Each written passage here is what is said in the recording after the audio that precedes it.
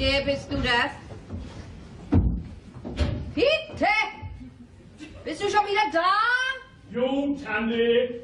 Hast ja ordentlich die Füße abgetreten? Hab ich, klar. Na, wenn das mal wahr ist. Na?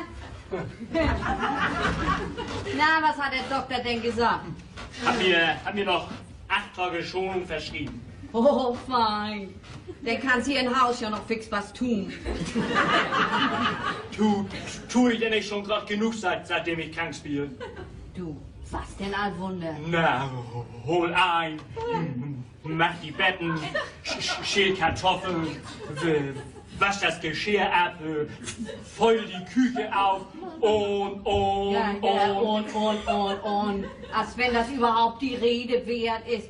Sag mal, du denkst doch wohl gar nicht an, dass wir in 9 Tagen Pfingsten haben. Dann gehört sich das, dass das ganze Haus auf den Kopf gestellt wird und gründlich reingemacht wird. Oh. Ja, du sagst, oh, du kennst sowas nicht von zu Hause. Deine Mutter war nicht dafür zu haben, du. Für das ewige Scheuern und Reinmachen? Nee, da war sie Gott sei Dank nicht für zu haben. Ach, hier Gott sei Dank nicht. Weißt du, ob sie nun nicht zur Strafe jede Nacht von um 11 bis um 12 auf dem Friedhof rumgeistern muss?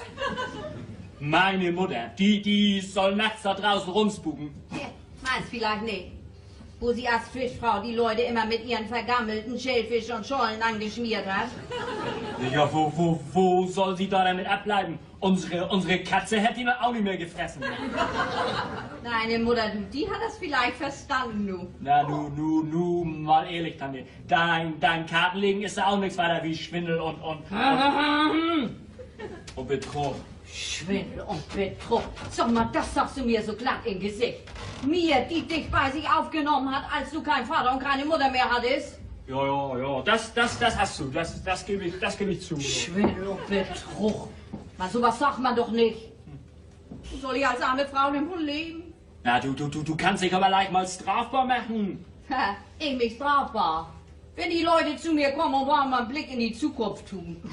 Ja, du nimmst ihn aber dafür Geld ab, Tante. Was soll ich tun?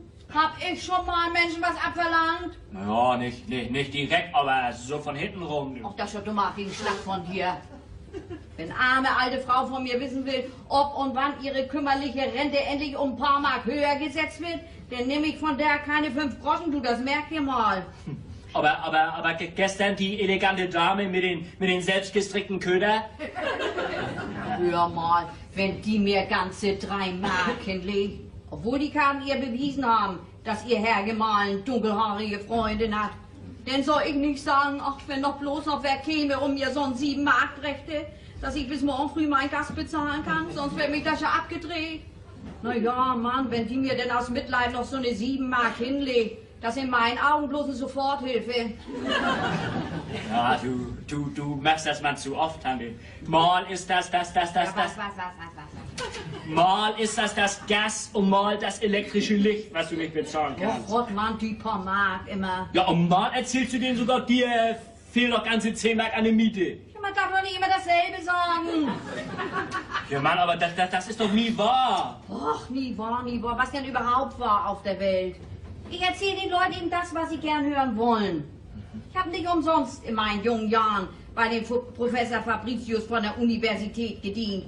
Und der gelehrte Mann hat immer zu mir gesagt, wenn ich mich über Schwindeleien und Ungerechtigkeiten aufregen wollte: Wilhelmine, sagte er denn zu mir, merken Sie es sich fürs Leben. Mandus foldecipi, ergo decipiatur.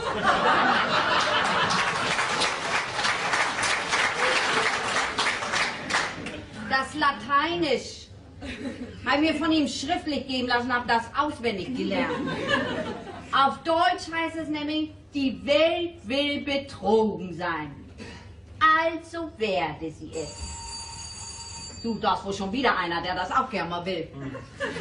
Oder der Krankenkontrolleur. Ja, dann stöhnt dem bloß nicht so viel vor, als wäre das mit dir noch wer weiß wie schlimm. Ja, du hast doch eben gesagt, die Welt will betrogen sein. Ne? Mann, das darf sich doch nicht jeder erlauben. Wo kämen wir denn dahin? Ja, ist gut. Ja, denn dann hier rein, Fräulein. Ne? Bitte. Danke. Setzen Sie sich bitte, Fräulein. Danke. Ja. Gesa Wesselow heiße ich. Ist Frau Lürs nicht zu sprechen? Doch, meine Tante wird gleich reinkommen. Ne? So, danke. Waren Sie nicht schon mal hier, Fräulein Wesselow? Aber natürlich, letzte Woche doch. Da haben Sie mich doch auch reingelassen. Meine ich doch. Da hatten Sie so ein wunderhübsches Kleid an. Ja? Ja, wirklich. Und so einen schicken Hut an. Ja, da hatte ich auch mal einen freien Nachmittag. Aber nun bin ich schnell mal so heimlich losgelaufen. Ne? Ach, Sie sind wohl in Stellung, ne? Bei Herrn Staatsanwalt Dr. Pulvermann. Ein Staatsanwalt. Oh, das kann doch wohl keine angenehme Stellung sein, ne? Oh, wie man's nimmt. Ja. Zu Schulden kommen lassen darf man sich da nichts. Dann kommt er gleich mit dem Tatbestand und dem Kreuzverhör. Ist bestimmt einer von den ganz Schattigen, ne? Wer dem in die Finger fällt, der wird von ihm verdonnert, dass das man so kracht. Ja, denn kriegen Sie auch wohl wenig Ausgang, ne? Doch, der steht mir doch tariflich zu. Ja, auch an einem von den beiden Pfingsttage. Ja, gleich am ersten sogar. Jawohl. Wie schön. Darf ich Sie hier nicht zu einer kleinen Pfingsttour einladen, in die Lüneburger Heide? In die Lüneburger Heide? Oh, da bin ich doch zu Haus. Ich bin doch aus Schandelow bei Winsen. Ja, denn nach Rheinbeck in Sachsen war. Ach nee. Mein Zufall in Westen. Oder in die holsteinische Schweiz. Nee, lieber nicht. Ich hab ja schon einen Freund. Ach, das war aber schade. Otto Henk in Schandelow. Aber da liegt was im Weg. Das haben die Karten mir ja gesagt. Na sehen Sie, denn lassen Sie den Otto doch mal sausen. Nee, darum bin ich doch noch mal hergekommen. Ach so, dann soll ich jetzt meine Tante reinholen. Ja, bitte. Naja, hoffentlich sagen die Karten, dass Sie mit diesem Otto nicht glücklich werden. Ach, da bist du ja schon, Tante. Fräulein Wesselow. Aus Schandelow. Guten Tag auch. Guten Tag, Frau Lürs. Ja, bleiben Sie sitzen, Fräulein Wesselow. Woher wissen Sie das denn, dass ich aus Schandelow bin? Ja. Davon habe ich doch nichts gesagt, als Sie mir die Karten legten. Das wäre ja traurig, wenn ich das nicht wüsste. Und du, tu nur mal was, hörst du? Ich hab doch noch Schonung. Ja, bei der Arbeit mit der Schaufel im Sand, aber nicht hier im Haus, du. Er hat nämlich einen Unfall gehabt. Oh, das tut mir aber leid. Ja, beim Sielbau bin ich von oben runter in die tiefe Kuhle gefahren. Jo, und hat sich die Rippen gequetscht. Das tut wohl fix weh, was? Ja, wenn auch. Darum kannst du doch in der Küche das Geschirr abwaschen. Ja, nun mal los. Mal los. Ich muss ja erst mal heiß Wasser machen, ne? Ach ja, richtig, das heiße Wasser. Ja, heute ist das ja noch möglich, nicht? Aber wer weiß, vielleicht dreht man mir morgen früh schon die Gas ab. Schon wieder?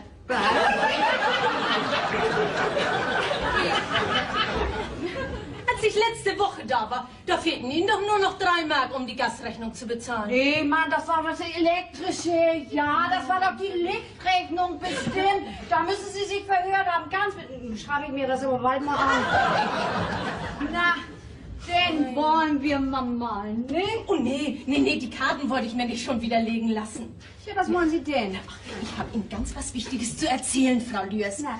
Ich war ja gestern auf dem Himmelfahrtstag mal wieder zu Haus. In Schandelow. Und habe da fix Propaganda für Sie gemacht. Och, das freut mich aber. Ich habe an meine Freundin die Geschäftskarten verteilt, die Sie mir mitgegeben hatten. Von wegen willst du einen sicheren Blick in die Zukunft sehen? Wende dich an Wilhelmine Lürs, Hamburg 36, Kaffeemacherei 10. Ja, und durch die Mutter von meiner Freundin. Ja, da muss Frau Henk auch so eine Karte gekriegt haben. Frau Henk? Frau Henk, ja, wer ist denn Frau Henk? Haben Sie denn den Brief noch nicht von ihr? Von der Frau Henk? Nö.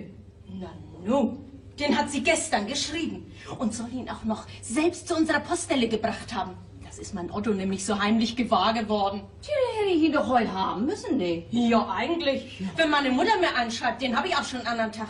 Oh, sollte der vielleicht noch draußen bei uns in Kasten stecken? Peter, komm mal rein! Unser neuer Briefträger, der ist nämlich zu faul zum Klingeln, dass man Bescheid weiß, dass er da war. Peter, wo bleibst du denn? Ich komm doch schon immer zu, Tante. Peter, guck mal draußen in den Kasten nach, ob da was drin steckt, hörst du? Ja, wo ist denn der Schlüssel dazu? Wo soll der schon sein? Wo du ihn zuletzt hingepackt hast, natürlich. Als wenn ich das jetzt noch wissen kann, ne? Weil du von Haus aus nicht zur Ordnung erzogen bist, du! Was hat die Frau Henk mir denn zu schreiben? Will sie auch mal einen sicheren Blick in die Zukunft tun? Ja, das ist anzunehmen. Aber sie mag ja nicht gern nach Hamburg herkommen. Oh. Nee, von der Zeit, da war sie mal hier. Da ist ihr was passiert, dass sie bei Rot über die Straße gegangen ist. Oh Gott, ist sie unter das Auto gekommen? Nee, das nicht. Ist auf der anderen Seite den Polizisten in die Arme gelaufen. Tja, das kostet ja so eine 5 Mark, Ja, ne? die wollte Frau Henk aber nicht bezahlen. Und ihren Ausweis wollte sie auch nicht vorzeigen. Nee, da muss man ja mit auf die Wache. Nee, das wollte sie auch nicht. Sie hat sich geweigert. Das soll sogar einen Auflauf gegeben Oh haben. Mann, alles bloß wegen der 5 Mark. Da ist ein Peterwagen gekommen und da hat man sie mit Gewalt reingeschoben. Oha, das ist denn ja schon Widerstand gegen die Staatsgewalt, ne? Ja, und auf der Wache, da soll sie die Polizisten beleidigt haben. Nee, das hat sie getan. Oh. Ja, und nu werden sie sich ja eines Tages vor Gericht zu verantworten haben. Und mein Otto meint ja seine Stiefmutter. Ja, also Frau Henk ist nämlich nicht seine richtige Mutter, ne? Aha. Also er meint, die will sie mal zu sich hinbestellen. Was, ich soll sie besuchen? Ja. Hitte, wo steckst du denn? Ich komm ja schon. Hier, mehr war da nicht drin als die der. Ach Mann, der eine genügt mir ja auch, du Schafskopf. Na, mal sehen, was sie zu schreiben hat, ne? Das ist doch gleich der richtige Mann. Das ist ja wieder so ein von Lotteriekollekteur. Ja, aber trotzdem bin ich ein Schafskopf, ne? Ach, das bist du Dussel Oh, ich sowieso. weiß Bescheid, du. Tja, dann kommt der Brief wohl erst morgen, Frau Lüers. Von wegen, dass ich die Frau Henk besuchen soll. Und wahrscheinlich will sie nun schon wissen, wie das mal ausläuft. Auf dem Gericht. Wer kann das denn schon voraussagen? Nicht? Ach so. Aber Frau Lüers, Sie dürfen Frau Henk nicht sagen, dass ich heute hier gewesen bin. Das soll sie nicht wissen. Oh, bloß nicht, Frau Lüers. Also passen Sie mal auf. Ja. Das ist nämlich so, was Peter Henk ist. Das ist der Mann von der Frau Henk, ne? Ja, das ist ein tüchtiger Landwirt. Aber gegen seine Frau kann er nicht gegen an. Hey, wenn sie so eine ist, die sich sogar mit der Polizei anlegt, ne? Ja, das ist ja seine zweite Frau, müssen Sie wissen. Ach, denn ist ihr Otto wohl von der ersten Frau, ne? Ja, ganz recht, Frau Lüers. Und seine Stiefmutter, die will, Otto soll Bauer Schierhorn in Lüller seine einzige Tochter Heike heiraten. Ja, um mal den Hof zu kriegen. Gut, den hat er ja mal 2. Oh nee, Henks haben doch noch einen Sohn. Den Hinrich. Von seiner jetzigen Frau ist der. Und den zieht die Mutter wohl vor, was? Und wie, Frau Lüers, und wie? Ihr lieber Hinrich, oh, der darf sich alles erlauben. Ihrem lieben Hinrich hat sie sogar ein Motorrad geschenkt. Aber das hat sie nun davon. Er ist letzten Sonntag damit losgefahren. Und nun liegt ihr lieber Hinrich mit dem Bein in Gips in Winsen im Krankenhaus. Hat also einen Verkehrsunfall gehabt. Also das war der zweite, der hat...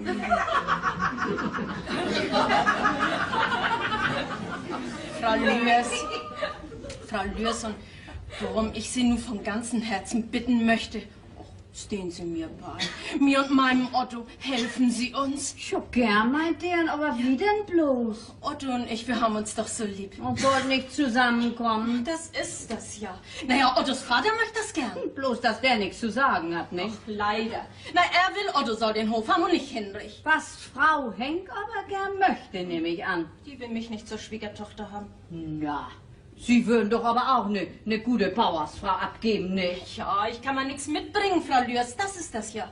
Also gediegen, dass bei euch auf dem Land immer bloß so geheiratet wird, dass Geld zu Geld kommt, nicht? Ja, und ich gebe mir schon so viel Mühe, auch mal zu Geld zu kommen. Aber ich kann das nicht. Das ist doch das Beste. Sie kaufen sich eine von diesen Losnummern, die hier drin zu haben sind, nicht? Ja. Oder ein Fernsehlotterie-Los. Mit 5 Mark sind Sie bestimmt immer dabei.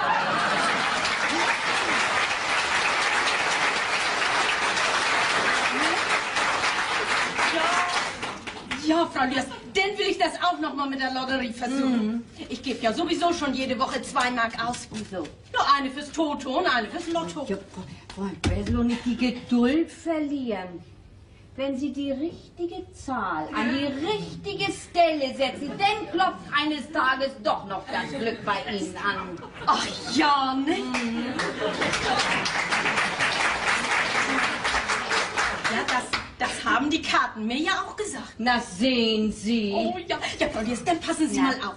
Also sollte das nun so sein, wie mein Otto glaubt, dass seine Stiefmutter sich von ihm die Karten legen lassen will. Wegen Ihrer Sache auf dem Gericht? Ja, dann können Sie doch auch noch ein bisschen mehr aus den Karten rausfinden, ne? Wie meinen Sie das? Ach, naja, dass die Frau Henk noch sagen, mit ihrem eigenen Sohn, ja, da wird sie noch mal viel Kummer und Sorgen haben. Aber ihr Stiefsohn, wenn der mich heiratet... Ist schon gut, Fräulein Besselow. Mit sowas dürfen Sie mir nicht kommen. Das mit den Karten, das muss seine Richtigkeit haben. Och, liebe Frau Lührs, ich möchte doch so gern Ottos Frau werden. Wenn das Schicksal das so will, heißt Och, das. soll ich denn immer hier in Hamburg in Stellung bleiben, wie nur bei dem Staatsanwalt Dr. Pulvermann? Ja, beim Staatsanwalt gibt das ja nun bestimmt nicht so viel zu tun wie auf dem Bauernhof, ne? Oh, leicht habe ich das bei Pulvermanns auch nicht. Nee, wo doch die Frau schon 17 Jahre verheiratet nur zum ersten Mal was Lüttes kriegen soll. Oh! Ja! Was sehe ich? Ja. Aus dem Auto da drüben auf der anderen Seite, das zeigt Ottos Vater raus. Nee, Bauer Henk ist das. Na nu. Ist er? Und der andere, der ihm die Aktentasche zulangt, das ist der Viehhändler Mark, sein Freund. Wollen die beiden vielleicht auch zu mir? Das begreife ich aber gar Kommen nicht. ja vielleicht auch auf meine Geschäftskarten tatsächlich mit. Sie kommen hier rüber. Oh, Verlierst, die dürfen mich hier nicht zu sehen kriegen. Nee, das ist ja auch gar nicht nötig. Fiete, komm mal her.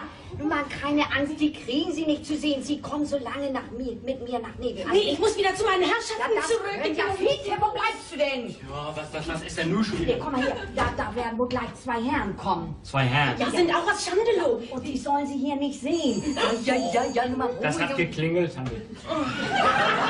Ja, als wenn ich das nicht selber höre. Wenn du die beiden reingelassen hast, machst die Tür hier fest hinter dir zu. Hörst? Und halten Sie die beiden ein bisschen den Schnack auf, ne? Ja, worüber soll ich denn mit denen reden, Tante? Kannst ja mal nach dem grünen August fragen. Ich meine nach dem grünen Plan. Was meinst du, was sie dir denn alles zu erzählen haben? Und in der Zeit lasse ich sie hintenrum leise aussuchen. Ja. Oh, aber ja nicht sagen, dass ich hier gewesen bin. Ja, nicht? Ja, ich... Junge, hat die aber eine Angst in den Büchsen. Ja, wenn man mein Staatsanwalt ist. Ja, ich komm ja schon. Kriegen Sie näher, meine Herren, und der mal gleich hier rein, ne? Bitte. Bitte schön. Sehr.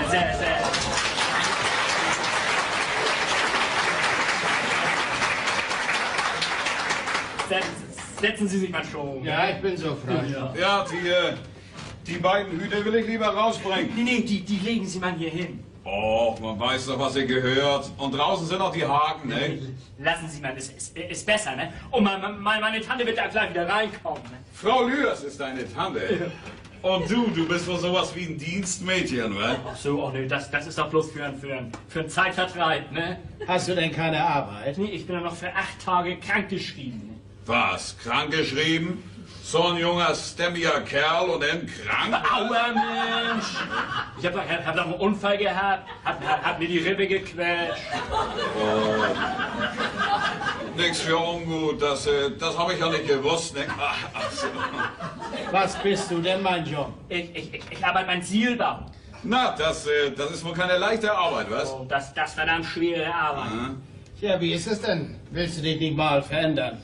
Er sucht einen tüchtigen Mann. Wir brauchen Leute in der Landwirtschaft. Hat nämlich einen großen Hof in Schandelow. Weiß ich doch. Was? Woher denn? Nee, ich mein, das kann man den Herrn ja ansehen, dass er das ist, ne? Und kein Staatsanwalt. Staatsanwalt?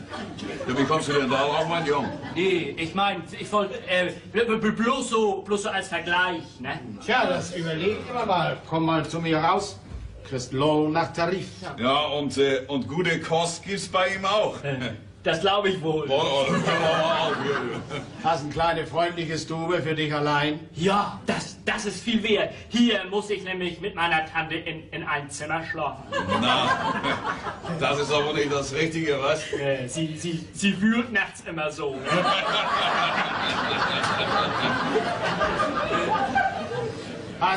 Hast in deiner Stube ein Radioapparat? Und unten im Haus ist ein Fernsehgerät. Und ein gekacheltes Bad? Mensch, dann brauchen wir ja nicht mehr in der Waschspeiche abzuschrubben. Ne? Und dann die Arbeit bei uns. Immer an der frischen Luft. Ist doch ganz was anderes als hier beim Zielbau. Ja, das will ich mir mal noch mal durch den Kopf gehen lassen. Aber jetzt kann ich meine Tante wohl schon reinholen, ne?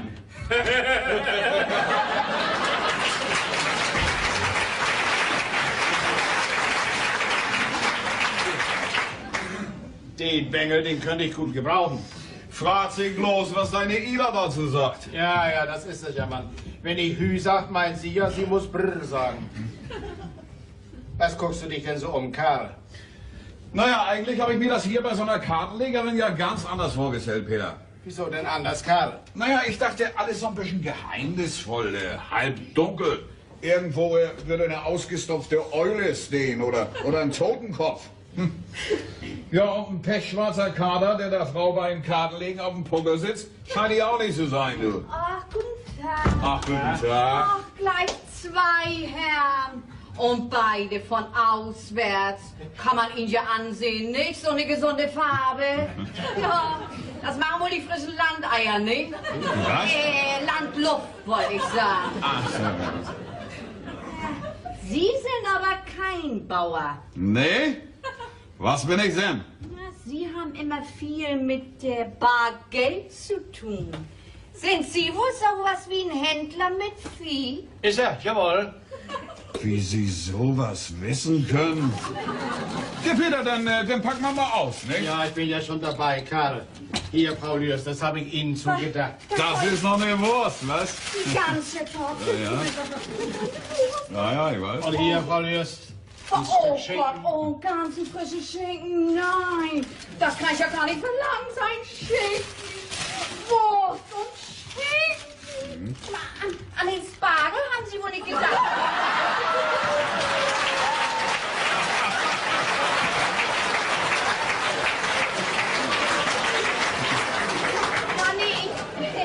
Ich meine ja bloß, weil jetzt bald Pfingsten ist. Ach, Frau Lührs, das soll doch bloß erstmal so eine kleine Kostprobe sein. Oh, vielen Dank auch wieder. Piep, komm mal rein. So was kriegt unser Eich ja bloß immer durch die Ladenscheibe zu sehen, ne? Ist wahr? Oh.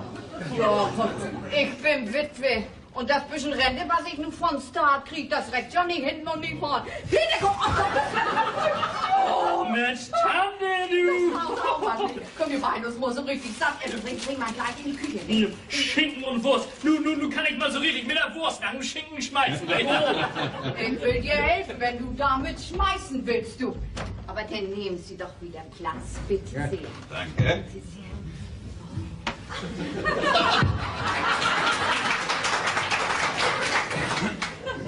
Na, den wollen wir nun mal malen, nicht? Ja, nee, die Karten wollte ich mir ja nicht legen lassen. Wollen Sie keinen Blick in die Zukunft tun? Meine liebe Frau, ich will Ihnen mal was sagen. Für so dumm darf man mich nicht halten, dass ich an solchen Hokuspokus glaube. Peter.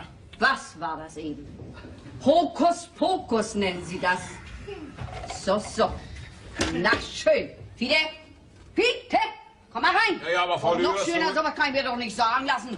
Fide, bring das mal wieder her, was die Herren mitgebracht haben. Nee, liegt doch. Lass mal draußen, mein Junge. Das kommt überhaupt nicht in Frage. Sag mal, hast du nicht gehört, was du sollst? Ja, ich hab doch aber schon von der Wurst was abgeschnitten. Ist ja gut, warum auch nicht? Solch gute Wurst kriegst du hier in Hamburg nicht. Was ist das? Du bist schon bei der Wurst. Also das ist um mich was ein Bengel. Hau mal ordentlich rein, mein Junge, ne? Das wie das Muhl schön.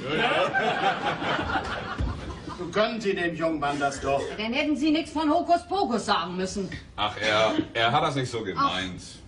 Wir können ja mal sehen, ob das wirklich bloß ein Hokuspokus ist. Hier, nehmen Sie mal ab. 3 Haufen zu sichern und mal los. So, mal sehen. Na, und nun passen Sie mal schön auf, ne? Bin ja auch gespannt, was Sie uns sagen können. Je mehr, umso besser. Na nu, Sie haben ja eine zweite Frau. Stimmt? Ja, die habe ich. Ja, was ist denn mit ihr? Die kriegt ja was. Was? Was mit dem Gericht zu tun. Peter, was hast du nun? Ja, das stimmt auch. Mit der Frau haben Sie einen Jungen. Ist auch wieder wahr. Tja, der ist aber augenblicklich nicht zu Hause. Der muss nicht weit weg, irgendwo still zu Bett liegen. Auch das stimmt doch, Peter. Liegt im Winsen im Krankenhaus. Na, sehen Sie? Das scheint wohl Mamas Verzug zu sein, wa? Siehst du, Peter? Ja, das ist er auch, leider. Ja, da ist aber ja noch ein Jung. Ja, der muss aber von der ersten Frau sein. Hörst das, Peter? Ja, ja. Von meiner seligen Marie. Der hat mal einen abeltwatschen Namen. Was? Mein Ältester? Wieso? Ja, ob man den nun von vorn oder hinten buchstabiert, bleibt immer dasselbe. Na nu. Ja, ja, ist ja wahr, Peter. Otto! Otto! Otto! Ach, was sind Sie für eine Frau, Frau Lührs? Wieso? Ist doch bloß ein Hokuspokus, ne? Oh, das müssen Sie mir nur nicht immer wieder vorhalten. Oh, er hat das wirklich nicht so gemeint. Der älteste Sohn, der soll wohl mal eine gute Partie machen, was? Das will aber gewiss bloß die Stiefmutter, um ihn bald aus dem Haus zu haben. Na, Peter, ist das nun nicht so? Ja, das stimmt auch wieder. Der junge Mann hat sein Herz aber ein nettes, gutes und tüchtiges Mädchen gehängt. Ja, die ist aber nicht ganz in seiner Nähe. Die muss auswärts sein. Das kommt hin? Kommt hin?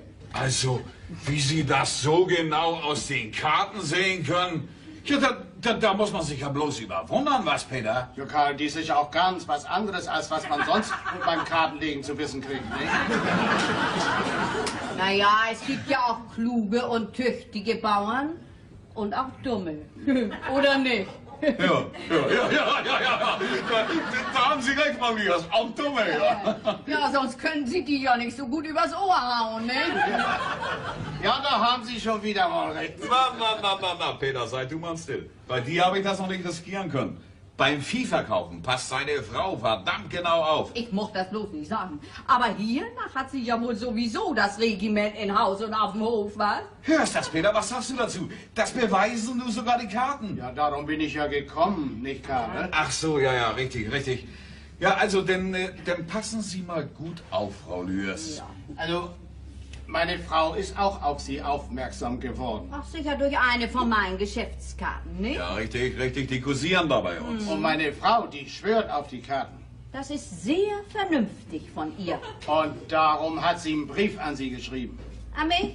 Och, den kriege ich dann wohl noch, ne? Nee, Peter. Nee.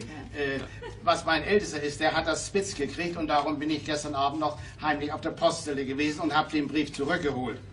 Sie haben ihn zurückgeholt. Wie können Sie sowas tun? Ich habe ihn aufgemacht. Ihn aufgemacht. Wissen Sie, was das ist laut Strafgesetzbuch? War ja noch nicht abgestempelt. Und Sie sollen ihn nun ja auch lesen.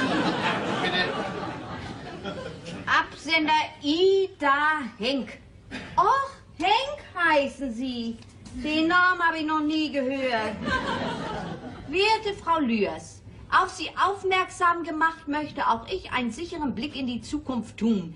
Weshalb ich Sie freundlichst bitte, mich am kommenden Sonntagnachmittag mit Ihrem Besuch zu beehren. Bringen Sie bitte Ihre Karten mit. Die habe ich immer bei mir. Ich werde dafür sorgen, dass wir für die Zeit alleine in Hause sind. Hochachtungsvoll, Ida Heng. Och, nö, Kinder, nee, Schandelow. Ganz nach Schandelow. Ach nee, wie soll ich da denn hinkommen? Oh, das ist ja nicht so weit, nicht, Karl? Frau Lührs, Sonntagnachmittag um 3 stehe ich mit meinem Auto unten vor der Haustür. Ich bringe Sie hin und auch wieder zurück. Bloß Sie dürfen meiner Frau da nichts von sagen. Nee, ja nicht. Und denn, Frau Lührs, wenn Sie ihr die Karten legen, dann machen Sie mal ein bisschen bange. Ich Sie bange machen?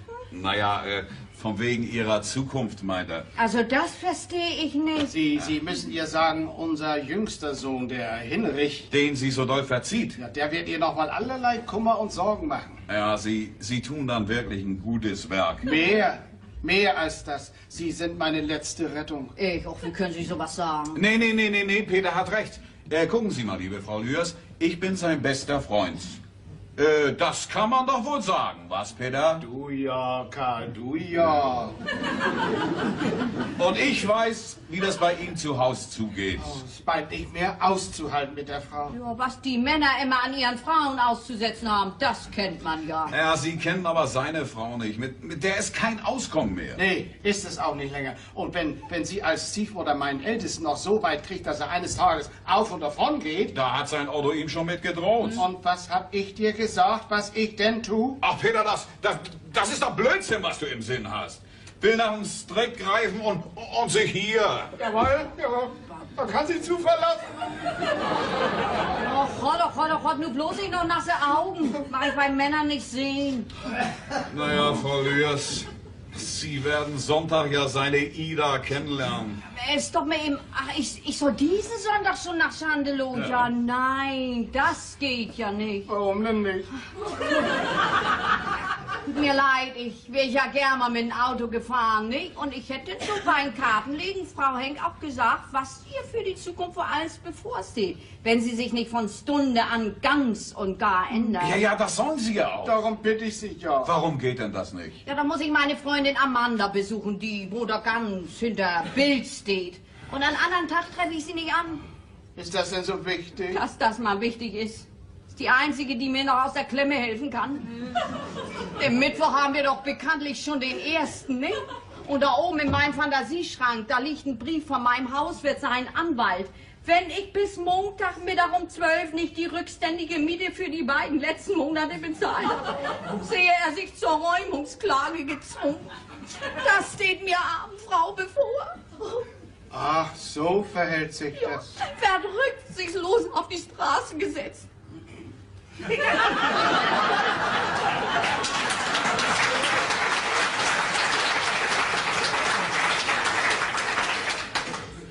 Liebe Frau Lührs, Ja. wie viel macht denn die Miete? Pro Monat 30 Mark und 3 Groschen. Und das für so ein Loch wie dies hier, das ist doch direkt eine Unverschämtheit, ne?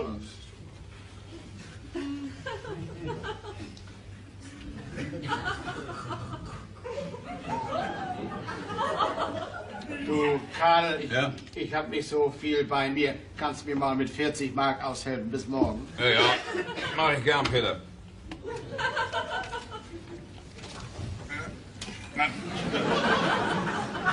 Bitte, Frau Lührs. Was hat das zu bedeuten? Nein, mein Herr, das kommt überhaupt nicht in Frage. Was sollen Sie denn bloß von mir denken? So war das eben doch nicht gemeint. Noch schöner. Nehmen Sie das, Mann, und das soll auch nicht das Letzte sein, verehrte Frau Lührs, wenn Ihnen das glückt bei meiner Frau. Dass er endlich wieder Herr im Haus ist. Oh nee, was mich das aber für eine innere Überwindung kostet, so von der Wahrheit abzukommen, kann ich Ihnen gar nicht sagen. Also bis Sonntag, dann nicht?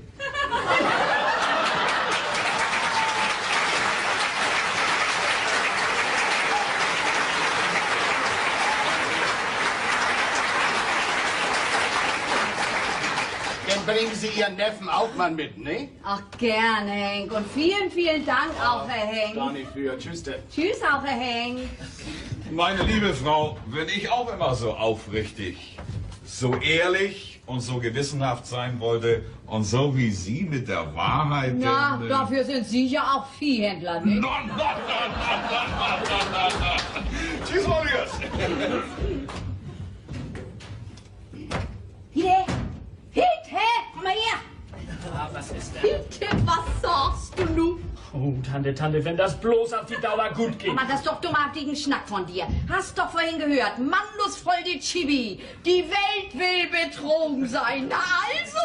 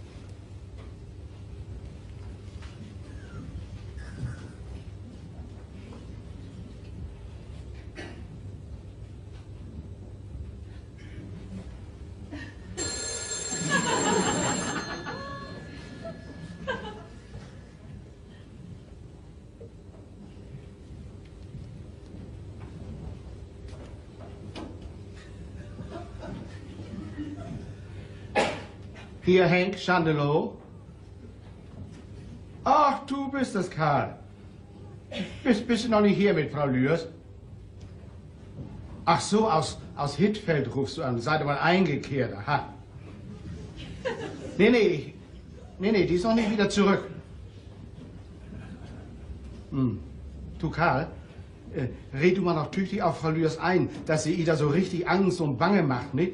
Und nicht bloß wegen ihrer Strafsache mit der Polizei in Hamburg. Ja. Du, Karl, du darfst Frau Lührs aber nicht bis vor meine Tür bringen, hörst du? Nee, lass die man schon bei der Kirche aussteigen, das ist ja denn nicht mehr weit. So, erst mit, ihr Neffe. Nee, ich bin ganz allein zu Hause. Ja. Ist gut, Karl. Tschüss.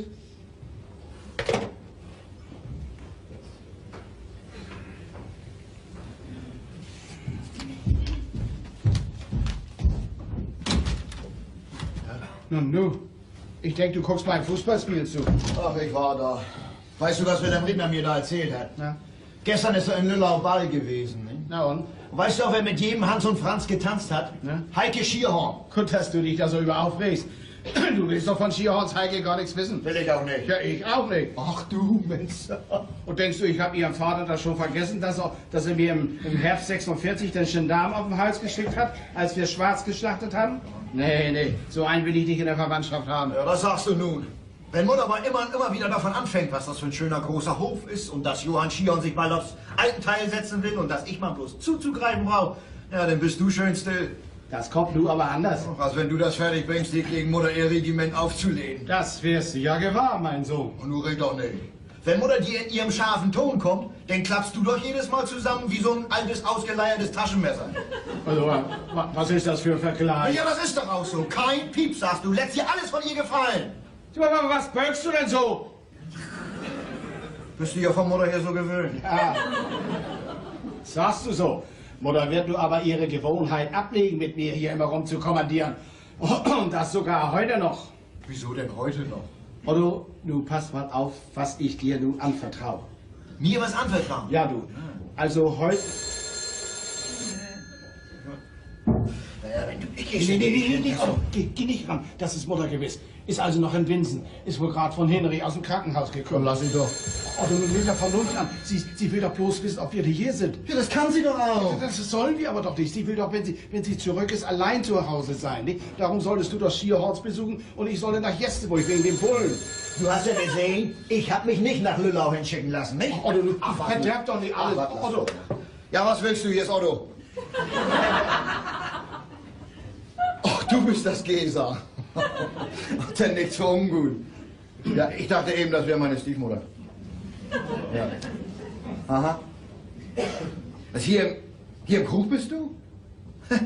Hast du denn schon wieder freigekriegt von deiner Gnädigen? Ach so, vom Staatsanwalt. Schon nett von ihm, ne? Ja. Feingeser, ja. Halt dich zu Hause, aber nicht so lange auf, hörst du? Naja, bloß abgeben und dann kommst du her. Ne? Schau mal, der. Jo, hol mal, bist du noch da? Ja, komm über den Hof, ne? Ist besser. Ja, du weißt, du lach mich doch zu viel. Was? Ja, ist besser. Du weißt doch, wegen... Was denn? Ach nee, Vater, der quakt da immer zwischen hier. Ne? Ja. Schön. Tschüss, mein Herr. Tschüss. Was soll Geser denn hier? Was Geser soll? Tch. Will ein bisschen mit ihr zusammen sein. Ja, aber doch nicht hier bei uns, wo wir auch nicht hier sein sollen. Nicht hier sein sollen. Ich lass mich nicht einfach aus dem Haus schicken. Ne? Otto, nun hör doch endlich mal zu. Was für ein Glück, dass du zu sehen gekriegt hast, als Mutter die Briefmarke auf den Brief klebte.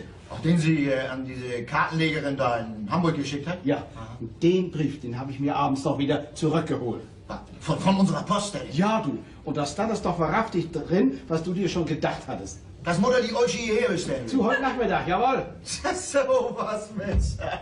Will also nur schon wissen, wie ihre Sache vor Gericht ausläuft. Will immer so klug sein und glaubt an so einen Blödsinn, Mensch. Oh. Sag nicht Blödsinn, du. Ich habe mein Urteil über die Frau Lührs auch gründlich revidiert. Jawohl, revidiert. Du? Hier, sag mal, kennst du die alte Schule denn? Ich bin ja vorgestern gar nicht in Winsen auf dem Landratsamt gewesen. Nicht? Ich hatte Karl Mark ja den Brief gezeigt und der hatte mir vorgeschlagen, mit ihm nach Hamburg zu fahren. Was denn? Denn bist du auch bei dieser Kartenlegerin gewesen? Wieso, was heißt auch? Ich werde Karl doch nicht allein fahren lassen. Nicht? Ach so, nee, ganz recht, ja. Sag mal, hast du dir auch von ihr so die Karten legen lassen? Also was die Frau gesagt hat, das stimmt alles. Alles. Ha, genau. Nee. Was denn zum Beispiel? Hat mir gleich gesagt, dass ich eine zweite Frau habe. So. Dass die bald was mit dem Gericht zu tun kriegt. Oh, guck mal an. Dass ich von ihr noch einen Jungen habe, der nun still zu Bett liegen muss. Ist ja wohl nicht möglich. Ja, und dass ich noch einen Elternsohn habe von meiner ersten. Und das alles aus den Karten, ne? Ja. Oh, aus den Karten, da konnte sie sogar rausfinden, dass du einen abeltwatschen Namen hast. Echt? Nu, wieso das denn? Das stimmt doch auch. Ob man den von vorne oder von hinten buchstabiert, ist jedes Mal Henk. Ja. Nein.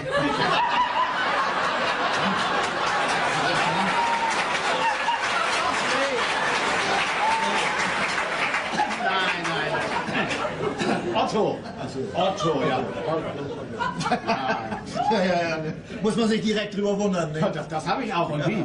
Und dass deine Stiefmutter gern will, du sollst eine gute Partie machen. So. Ja, aber doch bloß, damit du bald aus dem Haus kommst. Nicht? Du aber hättest dein Herz an ein nettes, gutes und tüchtiges Mädchen gehängt. Was du nicht sagst. Ja. Wieso, was grinst du denn? Glaubst du das vielleicht nicht? Kein Wort. Nicht? Nee. Ja, woher soll die Frau denn das alles so genau wissen? Das wird Gesa ihr wohl erzählt haben. Gesa? Besser los, Gesa. Ja, wieso weiß die denn? Auch wenn sie das mal nicht schon ist, du. Herein. Na, was habe ich gesagt? Tag, Gesa, mein Herr. Du kommst gerade im richtigen Moment. Sag mal, bist du Freitag noch mal bei der Kartenlegerin gewesen? Ja, du wolltest das ja doch. Ja, wann denn? Kurz bevor sie mit Viehhändler Mark kam. Da. Ich habe sie doch vom Fenster aus dem Auto steigen sehen. Und dann bin ich dich bei ihr nicht gewahr geworden. Frau Lührs hat mich doch hintenrum rausgelassen. So lange musste ihr Neffe sie und Mark vorne in der Stube in Schnack aufhalten. Ja, das hat er auch. Ja, aber was wolltest du denn bei ihr? Auch Gesa sollte der Kartenleger von allem so ein bisschen erzählen, nicht? Ja, was ich zum Beispiel tun würde, wenn Mutter mich nicht in Ruhe lässt mit ihrem ewigen Du sollst halt die Schierhorn heiraten. Na und? Ach, auf sowas wollte Frau Lührs sich ja leider nicht einlassen. Bei mir aber. Karl Mark und ich haben ihr dasselbe vorgeschlagen. Nun guck mal an. Ach nee, das richtet sich bei der Eichen wohl ganz danach, was man mit ihr bezahlt, was?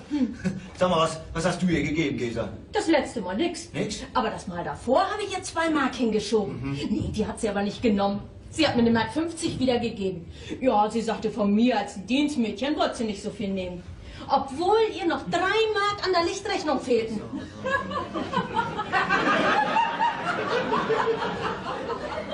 Und bei mir, da fehlen ihr noch 60 Mark an der Miete. Junge Vater, was für ein Glück, dass Mutter dir bloß einen 20-Mark-Schein mitgegeben hat, ne? Wieso Glück? Ja. Die anderen 40 Mark habe ich mir ja von Karl Mark geliehen. Ach, du Frau Lührs hat also 60 Mark gekriegt. Ja, und wenn man das richtig nimmt, dann war das doch alles Schwindel und Betrug, das mit ihren Karten. Vater, die Hauptsache ist doch, dass die eure Mutter fix was vorschwindelt, nicht? Ja, das kann man ja wohl für 60 Mark auch verlangen sein. Ne? Kommt Frau Lührs denn heute her? Und nehmen wir an, nicht, Vater? So, Du, so. hä? Ist Mutter das nicht schon? Ja, natürlich ist sie das. So, mit wem schnackt sie dann eigentlich? Mit Schuldens Mutter. Ja, richtig. Schulzes Mutter ist das ja. Ja. Da, du lässt Mutter sie stehen und kommt her. Und darf ich machen, dass ich wegkomme? Warum, Gesa? Bleib du mal ruhig hier. Nee, Otto, komm du lieber ein bisschen zu uns rüber. Warte mal, Gesa. Wir wollen erst mal sehen, ob sie von vorn kommt oder über den Hof. Nee, die kommt von vorne kommt. Der wutscht dich aus der Küchentür raus. Schön, Ne? mein Lieber. Tschüss, Otto, komm rüber. Ja, natürlich, in 10 Minuten. Da kommt nämlich mein Bruder. Otto, was soll ich nur bloß sagen, wenn Mutter mich fragt, warum ich noch nicht nach Gästeburg bin? Da fragst du mich, ne? Bist du denn als Vater nicht ein bisschen besorgt, wie deinem Sohn Hinrich das geht? Ja. Na siehst du. Ja, richtig. Die Unruhe, die hat mich sogar hier festgehalten. Ne? Na nu? Seid ihr beide immer noch hier? Hier soll ich als Vater dann nicht gleich zu wissen kriegen, wie unserem Jungen das geht. Na, das wäre heute Abend ja auch noch zeitig genug gewesen, ne? Ja, aber die Unruhe. Da hat dir jetzt ein Handschuh runtergefallen.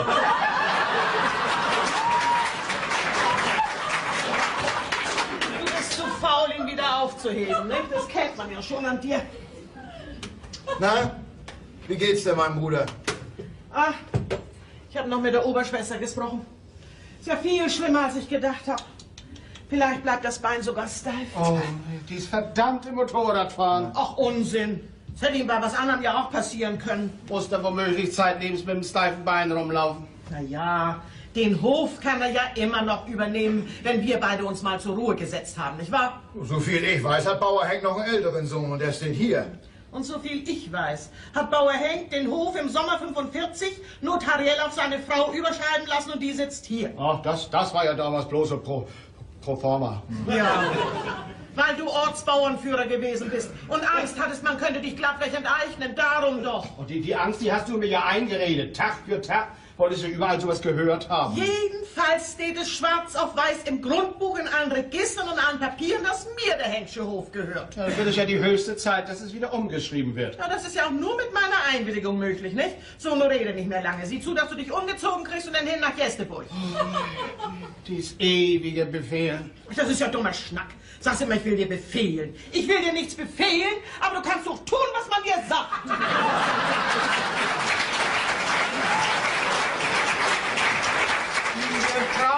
Diese Frau, du treibst das nicht zu weit mit mir, das sag ich dir nicht.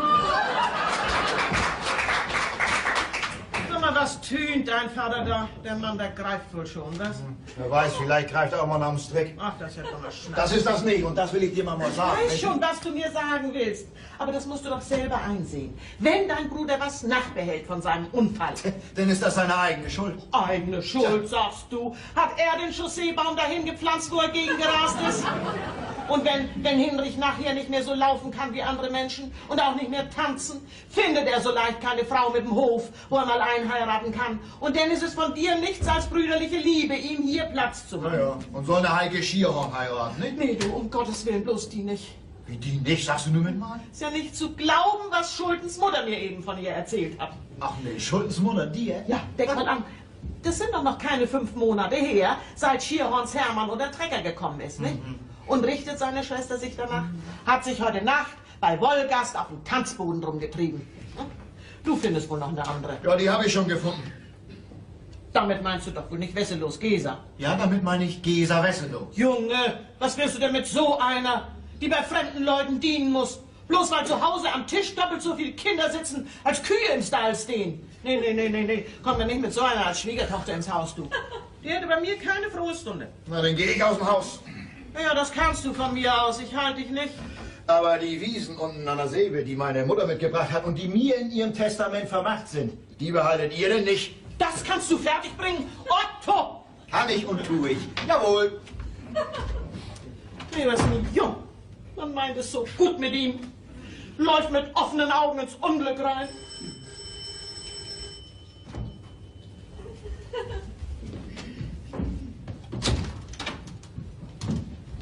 Guten Tag. Tag, Frau Henk, ich bin Frau Lührs. Meinen netten Peter habe ich auch mitgebracht. Hoffe ich doch, ne? Ja, warum sollten Sie den nicht mitbringen? Dann kommen Sie mal gleich hier rein, Frau Lührs, nicht? Ja, gerne. Oh. Na, was gucken Sie hier denn so um? Wie ist das bei Ihnen aber hochnobel und komfortabel, ne, Fidel? Ja, ich habe mir das im Bauernhaus immer ganz anders vorgestellt. So, wie denn anders? Ja, ich habe das mal auf Bilder in Buch von der Lüneburger Heide gesehen. Da kommt man durch so eine große Scheunentür erst auf die Diele. Ne? Auf der einen Seite stehen die Pferde, auf der anderen die Kühe. Und ein bisschen weiter längs, da ist so ein große Feuerstelle. Ne? Da hängt von der Decke eine Kette runter und da am Boden der Kochtopf. Was Sie sich so von uns denken. Aber wenn Sie gerne mal sehen wollen, wie es auf dem Bauernhof aussieht. Ja, kriegt er ja nicht jeden Tag zu sehen, ne? Ja, dann kommen Sie mal mit. Will ich Ihnen das mal zeigen, nicht? Ja, Fidel, dann guck dir mal alles genau an. Er hat nämlich große Lust, hier mal eine Zeit lang bei Ihnen zu arbeiten. So. Ja, ein kräftiger junger Mann, der ist mir immer willkommen. Ja, man hört ja so viel von der Landflucht. Ne? Ja. Bei mir will auf die Dauer auch keiner bleiben. Naja, kommen Sie mal mit, ich will Ihnen zeigen, wo es rausgeht, nicht? Ja. Fidel, lass dich nicht von den Gänsen beißen. Was du immer hast, Tante. So dumm wird er wohl nicht sein, Frau Lührs, ne? Nee, bin ich auch gar nicht. Ich sehe bloß so aus.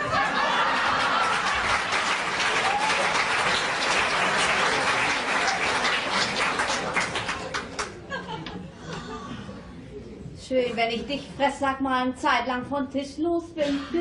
Oh. So. Ja. Nanu.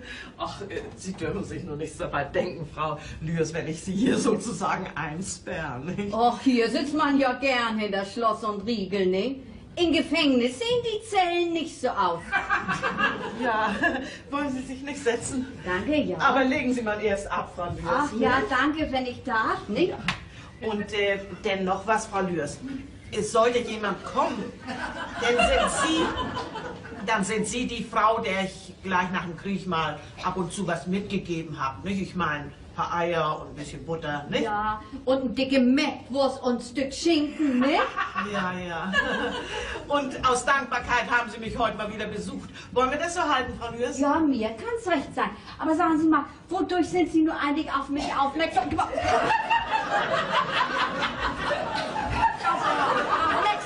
Gemacht worden. Ja, wodurch, Frau Lührs? Mir ist so eine Karte mit Ihrer Adresse in die Hände gekommen, aber ich kann im Moment nicht mal sagen, von wo. Das freut mich, aber was ist stehen die Blumen hier immer auf der Erde? Ja, das ist jetzt modern, Frau Das Lührs. ist modern. Ja. Naja. Das freut mich ja, dass meine Geschäftskarten von wegen willst du einen sicheren Blick in die Zukunft sehen, nur auch schon bis nach mir gekommen sind, ne? Ja, ja, aber wissen Sie, eine von diesen Karten ist auch unserem Schulmeister, Lehrer Krull, in die Finger gekommen. Ja, und vor dem müssen Sie sich in Acht nehmen. Ja, der ist gegen sowas. Ja. Ja, gegen Kartenlegen und dass sich einer sein Horoskop stellen lässt und auch gegen das Besprechen von Krankheiten. Ja, gestern soll er noch gesagt haben, sowas muss zur Anzeige gebracht werden. Oh, was, der Mann soll den Kindern mal lieber das Rechnen und Schreiben beibringen, ne? Dafür wird er doch bezahlt, ne? Ganz meine Rede, Frau Lührs. Na, dann wollen wir mal. Nehmen Sie mal ab. 3 Haufen zu sich, bitte, ne? Aber Sie müssen mir auch die volle Wahrheit sagen, Frau Lührs. Ja, natürlich. Was anderes gibt das bei mir gar nicht. Und wenn die Zukunft noch so düster aussieht. Das ist so niedrig, ne? Das ist die neue Liebe.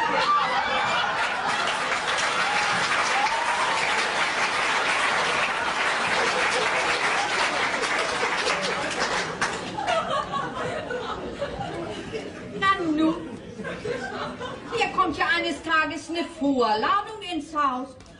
Die ist ja vom Gericht. Stehen Sie denn unter Anklage? Ja, damit muss ich wohl rechnen. Werde ich denn verurteilt? Ja, sitzen brauchen Sie nicht. Nicht? Nee. Oh, was ein Glück.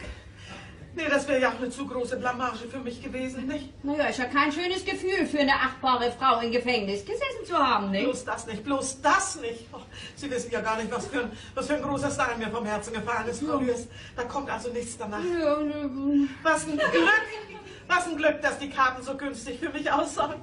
Naja, ich meine, das konnte ja gar nicht anders sein, nicht? also so günstig sieht das andere ja aber nun ganz und gar nicht aus, nicht? Nicht? Was denn noch? Tja, wenn Sie das mal bloß abkönnen, das zu hören. Sagen Sie's.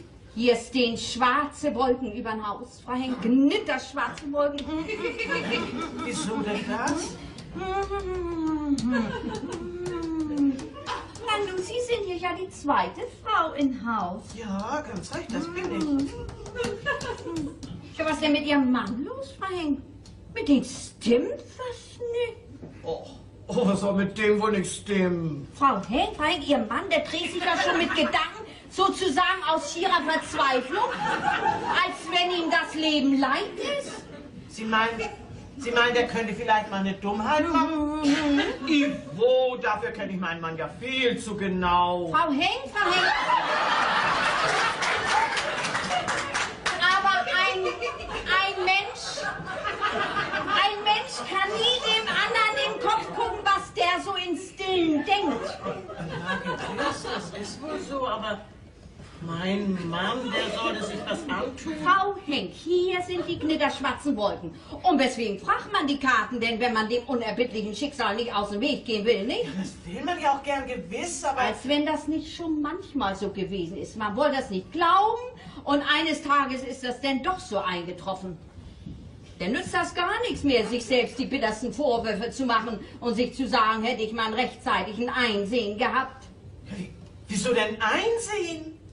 Sich fügen, Frau Henk, und ihm das Heft in die Hand geben. Aber das kann ich doch nicht, nu, so auf den Stutz, nö. Frau Henk, das können Sie und das müssen Sie. Und auf den Stutz, wie Sie eben ganz richtig gesagt haben. Besinnen Sie sich doch mal auf das Wort, was da geschrieben steht. Er soll dein Herr sein. Das ist hier nicht so, Frau Henk, hier nicht. Und darum die knitterschwarzen Wolken. So steht das in den Karten? Bitte, bitte.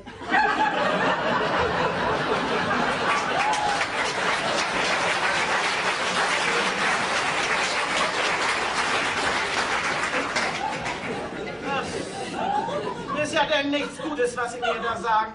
Ach, das gibt aber noch was, da können Sie wohl Ihre helle Freude anhaben. So, und was ist das? Hier ist ein Sohn im Haus. Ja. Ja, dem haben aber nicht Sie das Leben gegeben.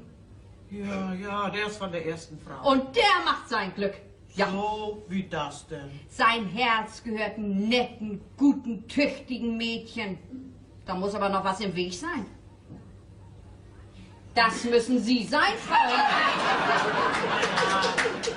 Kann man das schon denken, aber wieso sein Glück? Sie hat doch nicht. Noch nicht. Aber in 2, 3 Jahren, dann klopft so ganz unverhofft das Glück bei der jungen Frau an die Tür. Und das denn Geld. Viel, viel Geld. Wo soll das denn wohl herkommen? Na, hört und liest man nicht jeden Tag, das wäre heute noch nichts auf der Naht, morgen schon Tausende und Abertausende gewonnen hat.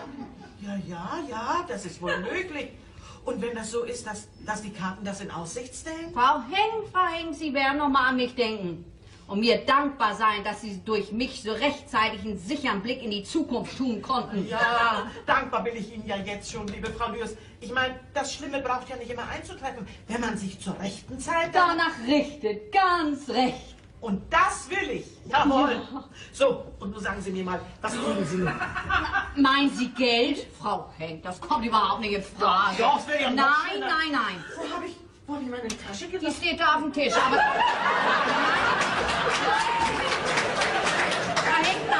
Nein, das Frau Lührs, ich bin Ihnen ja so dankbar, dass Sie mir zur rechten Zeit die Augen aufgemacht haben. Aber so, nee, Frau Henk, das geht ja. Bitte schön. Frau Henk, 50 Mark. Wie soll ich denn wechseln können? Ich habe gerade 10 Mark in der Tasche. Sollen Sie ja gar nicht, nun nehmen Sie mal. Was? So viel Geld für das, was Sie von mir zu hören gekriegt haben. Ja, ich gebe Ihnen das Geld doch lieber dem Finanzamt, nicht? Ach ja, da haben Sie ja auch wieder recht, nicht? Aber beschämt tun Sie mich ja doch, nicht? Was ich wohl tue. Und wissen Sie was? Jetzt koche ich uns erstmal eine schöne Tasse Kaffee. Ach ja, mal zu, ne? Aber die Karten, die tun Sie lieber weg, die braucht doch nicht. Ja, die haben ihre Schuldigkeit ja auch nur getan. Ja. Oh Gott. Da kommt unser Otto mit seiner Gesa. Otto. Ich habe zufällig Besuch, Otto. Es ist eine Frau Lührs aus Hamburg. Hat sich in den Jahren nach dem Krieg ab und zu mal was zu essen geholt, aber darauf kannst du dich wohl nicht mehr besinnen, nicht? Nee, kann ich. Das ist unser Ältester, der Otto. Ja. Und das ist seine Gesa. Ja. Die beiden haben sich nämlich gefunden, Frau Lührs. Und wenn es nach mir geht, sollen sie sich auch bald verloben. Ja. Das heißt, zu bestimmen hat unser Vater das natürlich nicht. Darum ist er ja der Herr im Haus.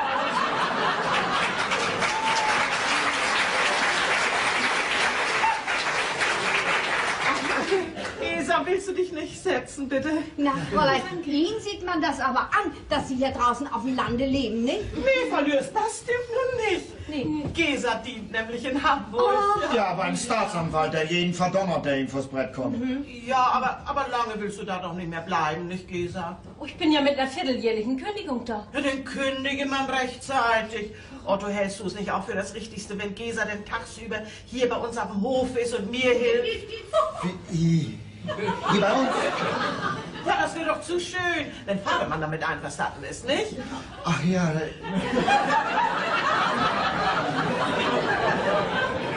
Na, Fräulein, hier gibt es ja nur bestimmt mehr zu tun als bei so einem Staatsanwalt, nicht? Oh, bei dem wird die Arbeit auch nicht weniger.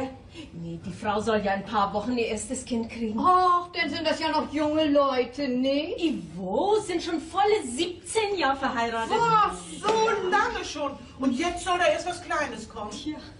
Na, Otto, ich will ja nicht hoffen, dass es bei euch beiden auch mal so lange dauern wird. Nicht?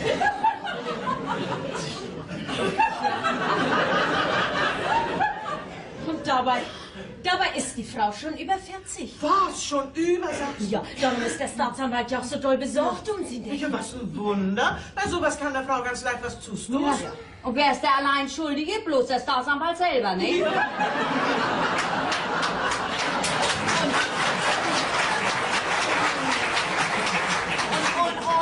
Und dann kann er nicht mal Berufung einlegen, nicht?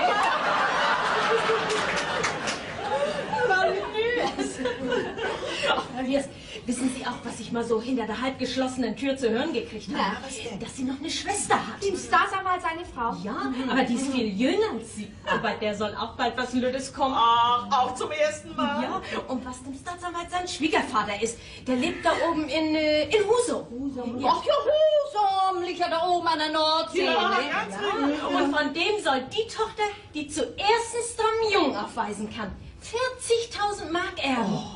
40.000 Mark, das ist aber ein schönes Stück Geld. Hast du das gehört, Otto? ja, ja. Ja. Na, ich will mich nun mal erstmal um den Kaffee kümmern, nicht?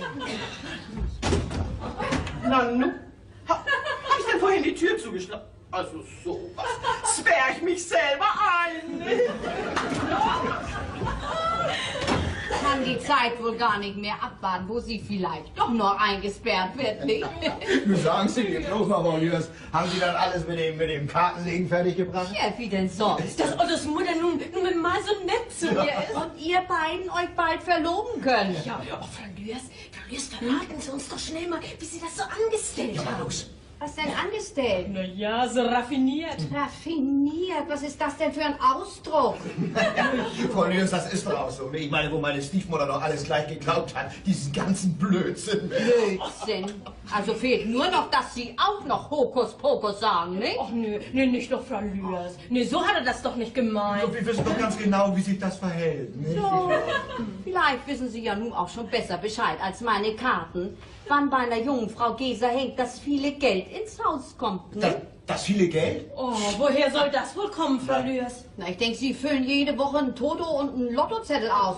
Und ich nehme ja auch an, Sie haben sich wenigstens einen von den Losnummern gekauft, die Sie von mir gekriegt haben. Und den Fernsehlotterie mit 5 Mark bist du dabei, nicht? Ja. Na, und das soll euch kein Glück bringen? Och, Glück, ja. Will ich mal sagen, Frau Lührs, wenn Sie glauben, Sie können mich auch... Sieh mal hier, Otto. Das ist der Neffe von Frau Lührs. Hat sich hier auf dem Hof bei uns alles ein bisschen angeguckt. Der möchte ganz gerne hier bei uns arbeiten. Ja, habe ich wirklich. So, ja, na Gott, von mir aus, ne? Ja, von mir aus auch, wenn Vatermann damit einverstanden ist, nicht? Ach, Gesa, sei doch so nett und komm eben mit raus. Du kannst schon den Butterkuchen anschneiden, nicht? Butterkuchen, Freund, der ist wohl selbst gebacken, nicht? Ja, in meinem neuen elektrischen Herd. In elektrischen... Ach, wollen Sie sich meine Küche vielleicht mal angucken? Oh ja, gern. Aua. Da kummelt bestimmt kein Kochtopf von der Decke runter. Nicht? Nein, das ist alles elektrisch. Alles in Ja. Augenblick, meine Tasche. Ja, wir haben ja nur alles auf elektrisch. Ja, alles. So, und du willst hier bei uns auf dem Lande arbeiten. Ja. Und sag mir bloß mal, wie kommt das denn? Alles will doch nur in die Stadt rein. Ja, ich bin schon immer für das Gegenteil gewesen. In der Schule schon. Ja. Wenn die anderen Jungs ihre Schularbeiten gemacht haben, dann habe ich keine gemacht. Und wenn die anderen Ostern versetzt worden sind, dann bin ich backen geblieben. Ja, sag mal, wo hast du zuletzt denn gearbeitet? Ich? Beim Sielbau. Ne? Sielbau, ne? Da auch das Gegenteil. Ne? Wie das mal Mittag war, da sind meine Kollegen aus der Kuhle nach oben gestiegen und ich bin von oben runtergefahren. Tja, du musst aber hier bei uns schlafen. Du kannst nicht jeden Tag nach Hamburg zurückfahren, du. Nee, man, ja nicht hier kriege ich eine eigene Stube mit Radio. Ne? Ja, dann komm mal mit nach oben und guck sie dir an, ne? Ja. Mit Radio? Woher weißt du das denn? Ach so, nee, das habe ich mal gelesen. Ach, ja. Einige Bauern haben ja nun sogar schon Radio in Kuhstall. Ne? Wieso das? Ja. Denn sollen die Kühe mehr Milch geben.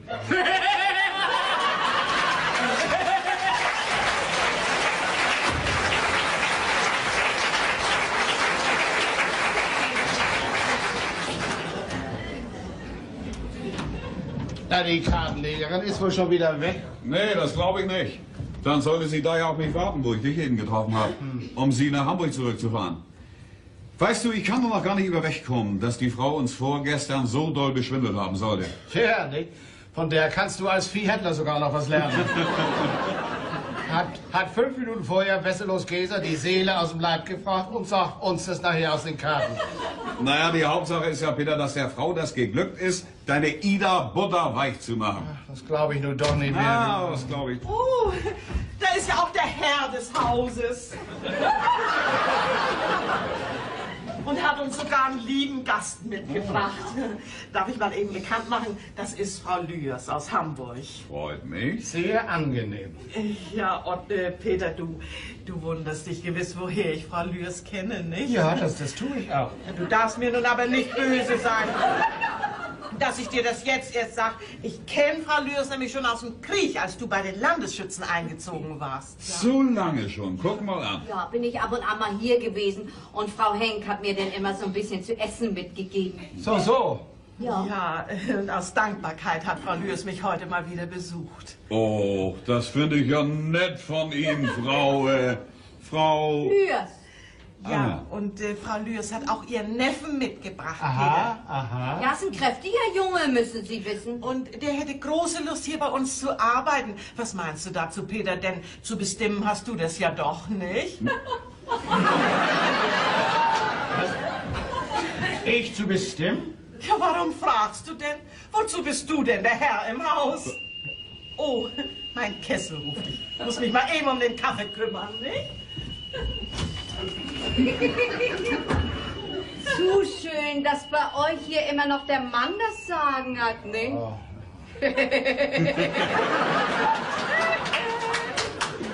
Mensch, Peter, was hast du nun? Ja, was soll ich sagen? Was soll ich dazu sagen? Ah, wo Frau Lührs, dass da alles so geglückt ist. Ja, wenn das bei Ida mal von Dauer ist und ich die 60 Mark für den Löwenkram nicht umsonst ausgegeben habe. Oh, Herr Henk, gut, dass Sie wieder von dem Geld anfangen. Gestern war nämlich meine Freundin Amanda aus Billstedt bei mir. Und darum kann ich Ihnen auch heute das Geld, was Sie mir Freitag geliehen haben, mit bestem Dank wieder zurückgeben. Bitte sehr. Danke.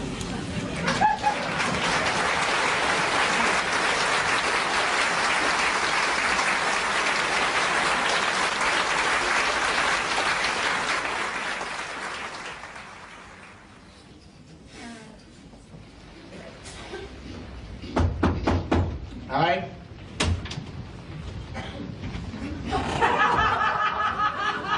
Och, du bist das, Philipp.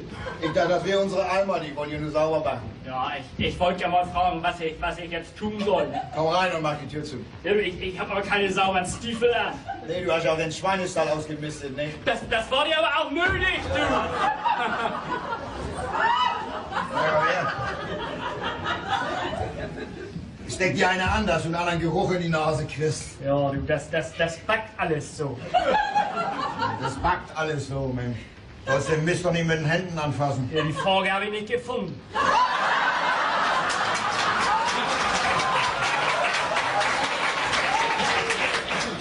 Oh, ja. Danke, Otto. Hast du Feuer? So was kann dir auch nicht passieren. Du kennst mich nicht, Otto. Ja, so. Danke, Otto. Tja, das war denn ja wohl keine schöne Arbeit, was? Auch nicht schlimmer als wie beim Sielbau, ne? Ja. Da unten in den Sapsch und Matsch zu sehen, ne? Und dann überhaupt bei Sonnensauwetter, wie das heute ist. Na, hör mal zu, viele. Sauwetter nennst du das? Ja. Der Regen, der ist nicht mit Geld zu bezahlen, du. Ja, bloß, dass du bei der Arbeit draußen nass wärst bis aufs Fell, ne? Na ja, bis zum Mittagessen bleibst du drin. Ja. Wir essen heute ein bisschen später, du. Ja, so zeitig, wenn meine Eltern nicht zurückkommen aus Winsen. Was denn? Und so lang drin? Ja, gehst nach oben in dein Zimmer, legst dich aufs Bett. In der Arbeitszeit? Warum denn nicht? Ja, wenn der Chef, wenn Herr Henk das aber merkt. Hör mal zu, viele, sagt der Bauer und nicht Herr, hörst du? Und ich dachte, ich musste bei jeder Gelegenheit erst recht Herr sagen. Damit Frau Henk auch immer andenkt, dass er nur auch wirklich der Herr ist, ne? Ja, du, das hat deine Tante mal schön hingekriegt. Mit den Kartenlegen, was? Ja, die sagt ja immer, die Welt will betrogen sein. So sagt sie das. Ja, aber auf Lateinisch. Ah,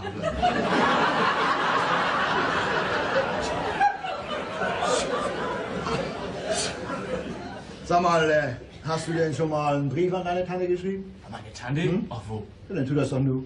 Oh, was soll ich hier denn schreiben? Du schreibst hier so dies und das, ne? Ja. Vor allen Dingen, wie es nur hier bei uns im Haus zugeht, das will sie gewiss gerne wissen. Meinst du das? Ja, natürlich. Schreib ihm mal einen schönen Brief, hörst du? Das ist gut, oder mach ich das? Ja, super. Ne?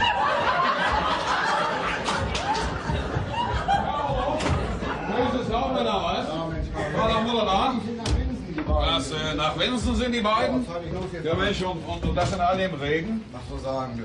Sag mal, sind Sie denn zum Notar von wegen dem Umschreiben? Oh ja, du, da hat Vater ja drauf bestanden. Ne? Ah, wieso deiner Mutter das nur so leicht gefallen ist, ihre Einwilligung zu geben, du? Also, Mutter? Mutter, die ist ja nur so lütt, du. Ach ne. Ja, wenn sie auch ein bisschen Mühe macht, aber sie sagt nur immer, tu, was du willst, mir soll's recht sein. Siehst du, war doch ganz richtig, dass ich mit deinem Vater bei der Kartenlegerin gewesen bin, was, oder? Ja, die wollte euch aber schön was vorschwindeln lassen, du. Naja, wer konnte das denn ahnen, dass seine Gesa sich kurz vorher von ihr hat so ausfragen lassen? Ne? Und deine Mutter, Otto, die wollte doch bloß von den Karten zu wissen kriegen, was ihr noch blüht. Ich meine, von wegen der dummen Sache in Hamburg mit der Polizei. Weil sie nicht in den Peterwagen rein wollte. Ja eben, und dass die Polizisten auf der Wache ihr gesagt haben, das würde für sie noch schlimme Folgen haben. Sag mal, du freust dich wohl noch, dass sie brummen muss, was? Oh, Pfui, oder das. Das finde ich nicht nett von dir, du. Komm, du reg dich mal nicht unnötig auf, Karl. Hör mal zu, ich will... Augenblick. Ja.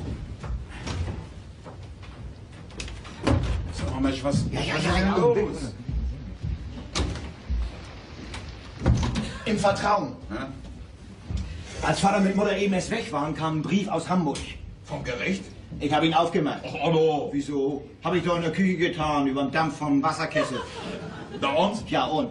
Mutter soll nun statt 3 Mark 5 Mark bezahlen und 2,50 Mark Schreibgebühren. Zahlbar an die Gerichtskasse innerhalb 8 Tagen, widrigenfalls 1 Tag Haft. Ist das wahr? Ja. Zeig mal her. Wieso? Ich habe ihn doch gleich wieder zugepackt. Weiter soll doch nichts nachkommen. Nee. Naja, dann wird deine Mutter ja heilfroh sein. Mutter, die kriegen ihn gar nicht zu sehen, du. Was? Hab ihn versteckt. Hab mir das Aktenzeichen aufgeschrieben und überweise nur von meinem Geld die 7,50 Mark an die Gerichtskasse. Hm? Willst du also deine Mutter noch eine Zeit lang in Angst und Sorgen schweben lassen? Ja, wer weiß, tut dir vielleicht ganz gut, ne? Naja, aber dein Vater, Mensch... Ach, Vater, also, lieber, ist gar ja- keine Gedanken drüber zu machen. Oh. Oh, guck mal, da kommen die beiden schon, du. Du, Karl, ich hab dir das im Vertrauen erzählt, nicht? Wenn Vater das zu wissen kriegen soll, bloß durch mich. Ja, ich erzähl nichts, du kennst mich doch, du weißt ja, dass ich nicht sage. Ja, weißt du, Karl, meinetwegen kannst Pfingsten auch Pfingsten, ach, Karl, du bist hier. Ach, Tata Peter. Ah, guten Tag, Ida, na? Ach, Marc, ist da Post gekommen? Nee, bloß die Telefonrechnung. Weiter nichts? Weiter nichts, nee. Sag mal, wie sieht es hier eigentlich aus? Ist Wieso? Alma immer noch nicht so weit? Die rupft wohl noch die Ente, die sie geschlachtet hat. Ente hat sie geschlachtet, wie kommt sie dazu? Hab ich ihr gesagt. Ach so, ja denn. Tu, was du willst, mir soll's recht sein. Aber wann wollen wir die denn essen? Ich meine, für heute ist es doch schon zu spät. Die soll ja nicht für uns sein, die will ich ja verschenken. Verschenken? Warum sollst du auch keine Ente verschenken, nicht? Ach, einen Augenblick, Ida. Ich bin ja eigentlich hier wegen dem Kalb. Marc, was geht mich das an? Das ist doch Peters Sache. Hast du das selber gehört, nicht? Herr im Haus, bin ich. Naja, nun übertreibt das mal nicht, Peter, ne? Nee, Vater, das hat ja nur auch wieder keinen Sinn, nicht? Was ich sag, das gilt. Und gilt auch für dich, verstanden? Hey, was Hier, Junge, hast du die Schlüssel für das Auto? Fahr doch mal in den Schuppen, nicht? Sag mal, wo steckt Fide denn? Fide, der ist oben in seinem Zimmer und schreibt einen Brief an seine Tante. So, das kann ich auch heute Abend noch machen, nicht? Lass ihn nur mal den Wagen waschen. Ja, ist gut, will ich ihm sagen. Tschüss. Na, guten Tag. Ja, Peter, wie ist es mit dem Karl? Nee, Karl, ich will noch nicht verkaufen. Ach, habt ihr ja noch gar nicht gesagt, was ich dir da verbieten will. Also, wie ist es? Nee, Karl. Ja, dann hätte ich mir den Weg zu dir ja sparen können. Oder soll ich vielleicht die Ente geschenkt kriegen, was? Das könnte ja wohl so passen, wa? Oh. Junge, der Wagen sieht aber aus, Vater. Ja, ist das ein Wunder bei dem Wetter? Dabei wollte sie eigentlich noch mit mir nach Lüneburg. Deine Ida? Ja, Hühneburg, was wollt sie da denn? Die wollte den Professor Brettschneider sprechen, aber ich hatte keine Lust, da noch hinzufahren. Ja, Professor Brettschneider. Brettschneider, das ist doch so ein Spezialarzt für die Nerven, meine ich. Och, wollen Sie sich von dem untersuchen lassen, Vater? Sie meint wohl, der Mann, der kann ihr eines Tages helfen, wenn sie sich vor Gericht verantworten muss, von wegen Yachtschein und so. Du, so weit wird das mit Mutter aber nicht mehr kommen. Oh, aber das sag nicht. Du, in solchen Sachen mit der Polizei, da kannst du schon allerhand erwarten. Du. Ja, du hör deinen Jungen doch erstmal an, Peter. Ja, pass mal auf, ich will dir das nicht von sagen.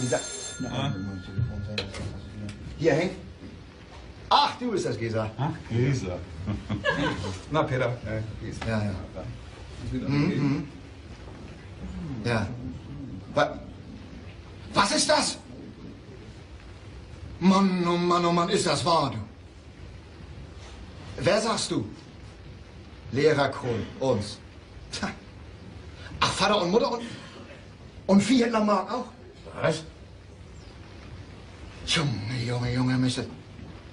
Das ist ja wohl nicht zu sagen. Donnerwetter, nochmal zu ja. Du sag mal, von wo rührst du überhaupt? Ach, das ist gut, ja. Nee, das ging ja nicht. Ist gut. Ja, natürlich. Mach ich. Tschüss, Gesa. Schönen Dank, ne? Tschüss, Nadja. Gesa war das? Ja, hat aus dem Milchladen angerufen. Und was war das mit mir? Mann, da kommt nur was bei raus. Du sag doch schon, Junge. Also dieser Staatsanwalt Pulvermann, der hat sich noch ein paar Akten mitgebracht gestern Abend und wollte sie wohl noch bearbeiten. Ne? Ja gut, wenn der Mann sich ein paar Überstunden verdienen will. Heute Morgen hat er sie vergessen, wieder mitzunehmen. Wie Gesa nur seinen Schreibtisch abwischen will, da liest sie Strafsache Frau Wilhelmine Lührs. Was kann die denn verbrochen haben? Noch wegen ihrem Kartenlegen. Das soll strafbar sein. Weil sie das gewerbsmäßig betrieben hat. In der Akte lag auch ein Schreiben bei, hier aus Schandelow, an die Hamburger Staatsanwaltschaft. Hier aus Schandelow? Da lag sogar eine Geschäftskarte von Frau Lührs bei. Ach, von wegen, willst du einen sicheren Blick in deine Zukunft, Ja. Wer macht das denn dahin geschickt haben? Lehrer Krull. Unser Schulmeister. Tja. Woher weiß der das denn? Soll der Wilhelm Rabeler ihm das denn doch verraten haben? Hast du dem das denn erzählt? Dass wir bei Frau Lührs waren und Frau Lührs bei uns. Aber doch im Vertrauen! Ach du liebe. Er hat mir fest versprechen müssen, das Jahr für sich zu behalten. Wilhelm Rabeler, Ja. der Lehrer Krull immer den Honig ins Haus bringt, damit sein dösiger Jung endlich mal mit versetzt wird. Und wo man weiß, dieser Schulmeister, der will hier bei uns den Aberglauben und den Hexenglauben und das Wahrsagen bekämpfen. Und Mensch, du weißt ja gar nicht, was du angerichtet hast. Ausgerechnet diesen Wilhelm Rabeler, du Schwierkarl. Der verdammte Kerl, den knöpf ich mir nur mal vor. Der soll was für Den Knöpfen, der hätte mal vorher knöpfen sollen mit. Ich will ihm helfen, der soll was gemacht Komm mal her. Oder hol ihn zurück, wir müssen das doch nur bereden. Ach, du lass ihn laufen, was hat das nur für Sinn? Junge, was macht da nur Nachkommen? Das kannst du doch wohl denken. Gesa hat ja auch die Notizen gelesen, die der Staatsanwalt sich in seinen Akten schon gemacht hat. Vorzuladen als Zeugen das Ehepaar Henk und der Viehhändler Karl Mark aus Schandelow. Als Zeugen? Ja. Und wurde auch? Ja. Oh, Mensch, und wenn das da denn zur Sprache kommt, dass Mark und ich bei Frau Lührs waren und ihr das alles bloß eingeredet habt. Das wird die Kartenlegerin wohl auch sagen. Der kriegt Mutter das ja zu hören? Natürlich kriegt sie das zu hören. Oh, das geht nicht gut. Da müssen wir einen Block vorschlagen. Aber wie denn, Vater, wie denn? Das weiß ich auch. Das siehst du. Aber zu wissen kriegen darf Mutter das nie. Vater. Nie! Ja, Piep, komm mal runter! Was ruft sie ihn denn? weiß ich nicht. Will ihm nur wieder was zustecken. Du stopft ihm alle Nase lang, hinten und vorne was rein. Du, meine einzige Hoffnung ist ja, dass der Termin erst dann ist, wenn Sie Mutter schon eingesperrt haben. Oh. Ich wollte dir das ja eben schon sagen, Vater.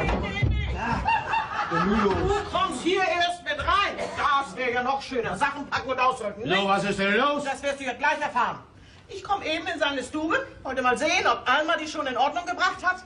liegt da dieser Brief auf dem Tisch. Oh Mann. Und du hast ihn gelesen? Ida. Ich habe ihn gelesen, jawohl. Du weißt doch ganz gut, dass dich sowas nicht gehört. Das Briefgeheimnis darf nicht verletzt werden. Ich habe es aber doch getan.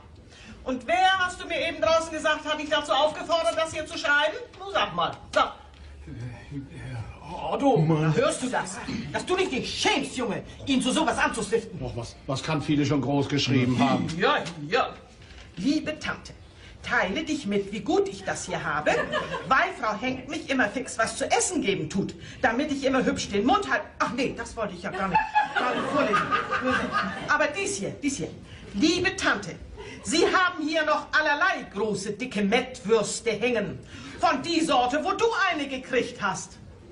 Was heißt das? Von mir hat sie keine Mettwurst gekriegt. Oh Gott, da hat er wohl eine Mettwurst gemeint, die du seiner Tante mal mitgegeben hast, als sie hier in Krieg bei uns gehamstert hat. Nicht? Wieder? Nicht? Die hätte doch damals gut geschmeckt, nicht? Ja, die habe ich gemeint. Ja. So, du bist ja gerade so verlogen wie deine Tante mit ihrem Kartenlegen, du. Kartenlegen? Hast du dir von Frau Lührs die Karten legen lassen? Jawohl, ich habe sie mir legen lassen. Warum sollte ich sie mir nicht legen lassen? Ja, ist ja gut. Ida, war ja ganz vernünftig von dir. Bloß man muss sich ja dann auch danach richten, wenn man Unglück und Unheil verhüten will. Tüter doch nicht. Es war doch alles Lügenkram und Schwindelei, was die Alte aus Hamburg mir da erzählt hat. Hier, hör doch, was er weitergeschrieben hat. Liebe Tante, wie gut, dass Herr Mark dich auf die Fahrt in sein Auto nach Schandelow alles gesagt hat, womit du Frau Henk fix bange machen sollst. Damit sie sich bessert und ihr Mann sich nicht noch aufbummeln braucht. Was hat das zu bedeuten, du? Ach, das habe ich doch bloß so hingeschrieben, weil die Seite noch nicht ganz voll war. Was eine ganz niederträchtige Kreatur. Sieh zu, dass du zu deiner Tante nach Hamburg wieder hinkriegst. Aber ganz wissen schnell, nicht? Er bleibt, das hab ich zu bestimmen. Du? Nee, dann hau ich lieber gleich ab. Und wenn ich zu Fuß nach Hamburg laufen soll. Ja, nun steht ihr beide da, was? Ich werde aus dem ganzen Kram überhaupt nicht schlau. Du, Otto? Wie soll man das nicht, Vater? Nun rede doch nicht. Er hat dir doch ein Floh ins Ohr gesetzt. Denn du bist für sowas ja viel zu dumm und zu tüffelig. Du, ich verbitte mir ein für alle Mal solche Ausdrücke. Du kannst dir verbitten, was du willst. Ich gehe jetzt zu Mark. Der wird mir schon alles erzählen. Dazu weiß ich viel zu viel von ihm und von seinem Viehhandel. Los, schnell, Vater. Ruf schnell bei Karl Mark an. Man ruf ihn an. Hier. Für 5 Minuten. Ach nee, das Telefonieren, das lässt man nach. Mark ist nicht zu Hause. Den habe ich von oben auf Rabelers Hof rauffahren sehen. Der hat kein Telefon. Und dann laufe ich auch gleich zu Lehrer Krüll. Denn der sucht ja sowas wie das hier mit der Kartenlegerin, die mir für solchen Betrug einen 50-Markschein abgenommen hat.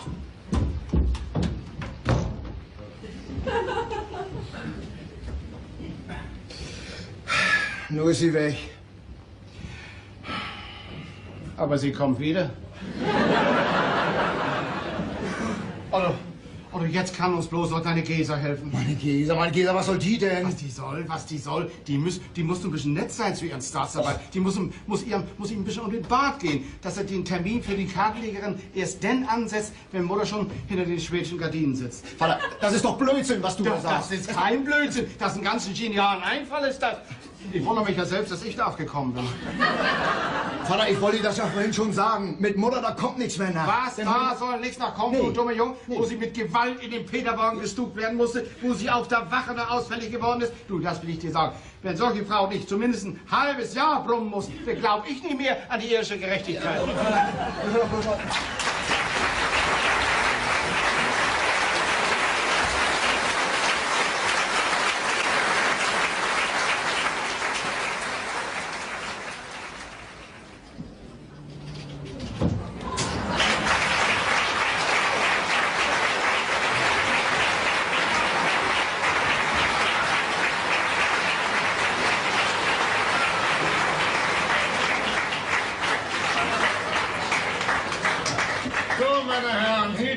Wäre ja nun erledigt. Was haben wir denn jetzt noch? Strafsache Frau Wilhelmine Lührs, Witwe, Herr Amtsrichter. Das ist ja die Kartenlegerin aus der Kaffermacherei, ja? Aber erst 10:15 Uhr. 10:15 Uhr? Ja.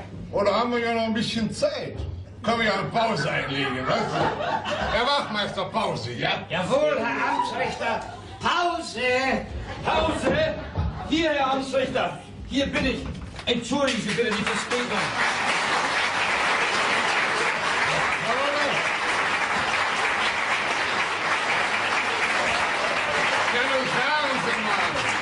Wieso? Was wollen Sie denn hier? Ich soll hier zeugen. Zeugen? Zeugen? Wer sind Sie denn? Ich bin doch der Sie eben aufgerufen haben, Herr Amtsgerichtsrat. Ich Sie auf? Ich denke ja nicht. Ja, Sie nicht, aber der Herr Wachmeister doch. Ach so, dann wissen Sie also davon. Da weiß ich gar nichts davon, Herr Amtsrichter. Ich habe zwar Pause gerufen, aber sonst weiter nichts. Na ja, doch, der bin ich. Pause bin ich doch. Hier, bitte, Alfred Pause. Vorladung zum Amtsgericht. Als Zeuge. Ja, also. Ist doch merkwürdig, was es nicht alles gibt, ne? Kaum zu glauben. Ja, es steht hier schwarz auf weiß.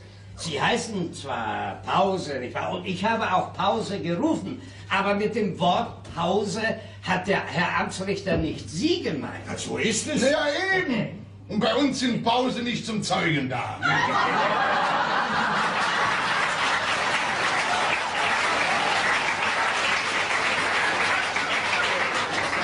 Verstehe ich nicht.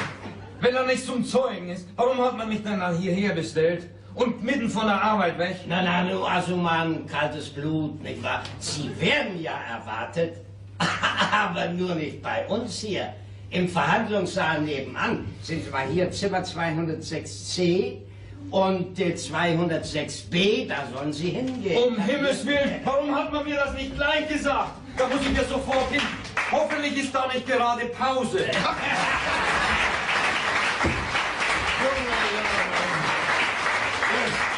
So was Müßiges. Legen Sie das zu meinen Akten drüben ins Zimmer. Herr Staatsanwalt, Sie sind heute so nervös, so unruhig, oder meine ich das nur? Ich habe eine solche Unruhe in mir. Unruhe? Ja, warum das denn? Ja, ich bin Ihnen ja sehr verbunden, Herr Amtsrichter, dass Sie jetzt eine kleine Pause eingelegt haben. Die möchte ich dazu benutzen, schnell einmal bei mir zu Hause anzurufen. Wieso? Vorausgesetzt, dass mein Anschluss nicht immer noch gestört ist. Ja, ist da was passiert? Ist da was los? Tja, seit heute früh ist bereits Professor Fürnholten zugezogen worden. Professor Fürner? Das ist doch der bekannte Gynäkologe. Nun ja, meine Frau geht ihrer Niederkunft entgegen. Was? Zu Hause, nicht bei ihm in der Klinik? Meine Frau wollte es ja so. Ja, mein Gott, na ja, haben Sie denn Angst, dass was passieren könnte, oder was? Naja, es handelt sich ja bei ihr um die erste Geburt. Und meine Frau ist doch schon Anfang der 40er. Ach so, ja, ne. Na, hoffen wir, dass Ihre Besorgnis unbegründet ist und dass Sie bald Vater eines strammen Jungen werden, ja? Ja, danke, Herr Amtsrichter. Ja, wenn er doch noch früher kommen wollte als bei meiner Schwägerin, da wird nämlich auch was Kleines erwartet. Oh, früher? Warum denn früher? Ja, der Vater meiner Frau, Herr Amtsrichter, oben in Husum. Einer grauen Stadt am Meer, oder? Ja, der alte Herr steckt voller Schrullen. Denken Sie sich, er hat bereits in seinem Testament verfügt, die Tochter, die ihn zuerst zum Großvater eines Jungen macht, erhält 40.000 Mark. 40.000 Mark, schönes Stück Geld, ja. Naja, und die andere? Nur 10.000. Was? So soll der in seinem Testament bestimmt... Na, der alte Herr, der ist aber schon mehr wie schuldig. Das kann man nur sagen. Na ja, so sollen wir sehen, das wird bei Ihrer Frau alles prima verlaufen. Ach, wenn man doch nur schon wüsste, wie das ausgeht. Na ja, die Gelegenheit können Sie ja haben. Lassen Sie sich doch von der Angeklagten die Karten legen.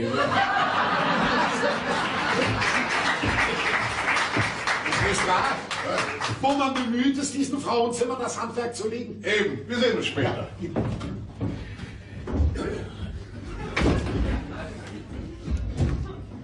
Also entschuldigen Sie vielmals. Wir sind Zuhörer.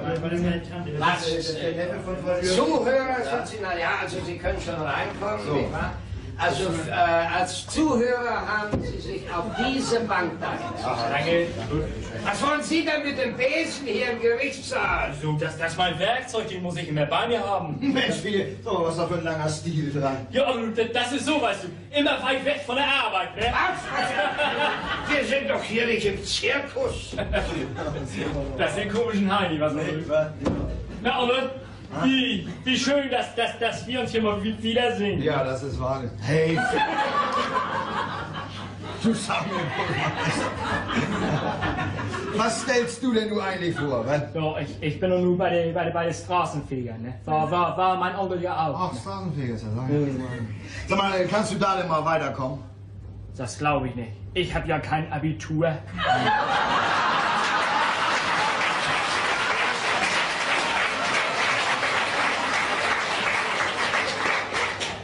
Hast du dir für heute freigenommen? Ja. Weil wir gerade Herrn Sieveking seinen Platz hier umfegen, ne?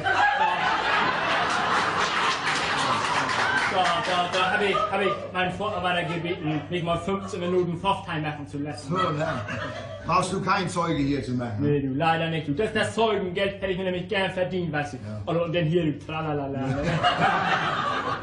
Ja, weißt du, Fide, es tut mir ja fürchterlich leid, dass mein Vater und meine Mutter und Karl Marx über deine Tante aussagen müssen, nicht? Aber hat alles der Lehrer Krull angerichtet.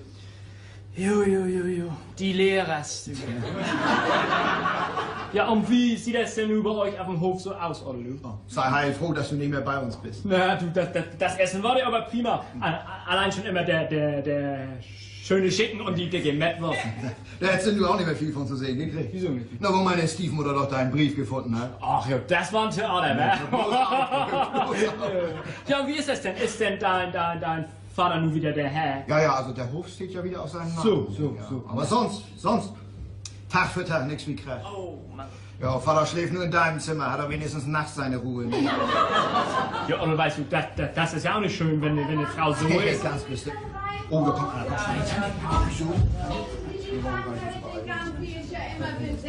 Und dir werden ja die Beine immer so leicht lang, ne? Also dann kommen Sie ruhig mal rein. Ja, ne? Aber als Angeklagter haben Sie nun auf der Bank da vorne Platz zu nehmen. Ach, auf der Lippen da, ne? Ja. Ach ja, auf der armen Sünderbank, ne? Ja, Naja, ist nicht so schlimm, Frau Oh, Lüders. danke, Herr Wachtmeister, danke. Tschüss. So, was willst du denn hier? Ich will doch gerne mal wissen, was Sie jetzt mit dir machen, Tante. So, und inzwischen verkommt Hamburg in Schied und Dreck, ne?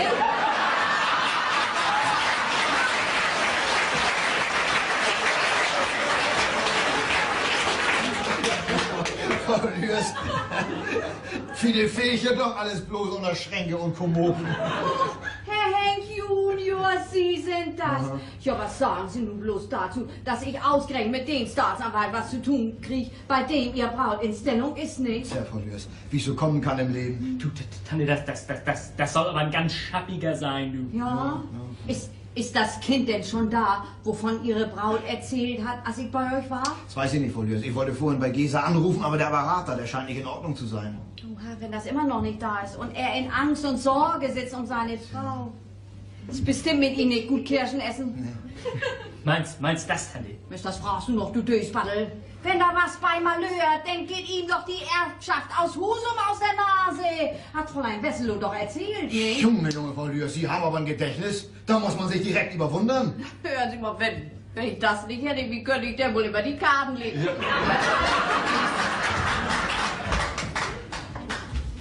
Stehen Sie bequem.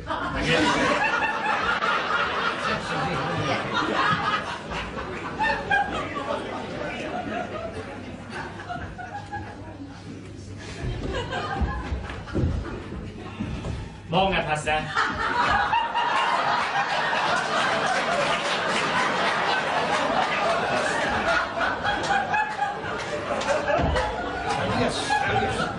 Was ich?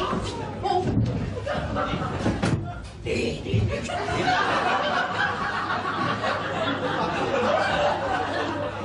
Setzen Sie sich. Danke. Nur wieder. Herr Wachtmeister, sind die Zeugen da? Jawohl, Herr Amtsrichter, die 3 Zeugen sind erschienen. Na ja, da kann es ja losgehen, ne? Na, kommen Sie mal her. Stellen Sie sich mal hier hin. Gern, Herr Präsident. Die Bezeichnung Amtsrichter genügt schon. Och, ich habe euch ja auch mal bloß gut gemeint. Ja. Also, Sie sind die verwitwete Ehefrau Wilhelmine Pauline Dorothea Lührs, geboren am 10.06.1903, wohnhaft Hamburg 36, Kaffeemacherei 10.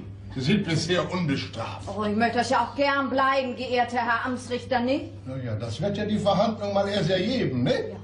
Haben Sie einen Anwalt genommen? Oh, Sie meinen Verteidiger? Ja. Och, nee, wozu? Den brauchen doch bloß die Leute, die das nötig haben, dass es über der Unterschied tritt, ne? Oh nein, Entschuldigung, ich meine, dass er Sie wieder aus der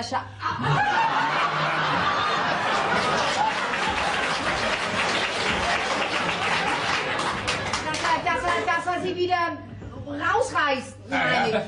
Das kann man nicht so ohne weiteres widerlegen.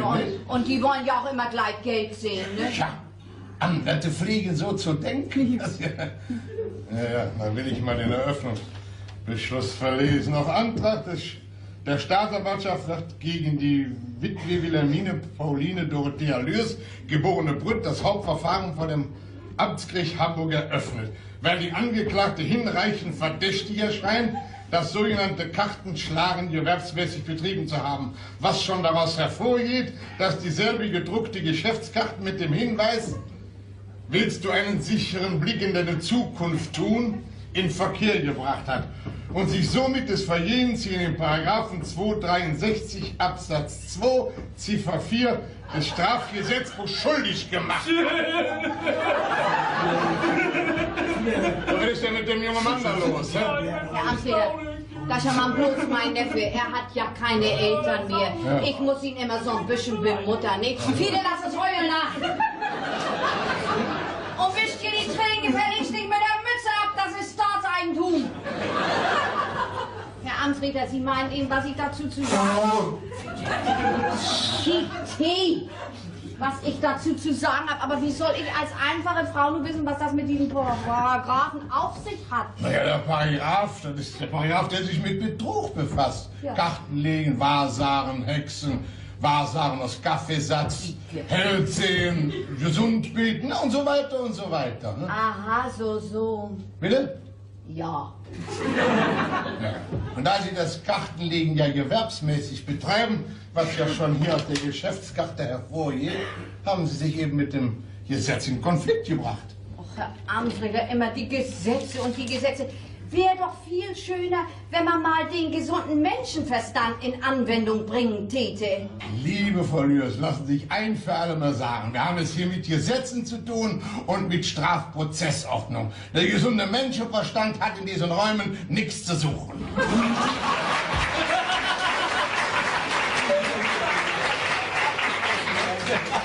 Na, der Mann zu.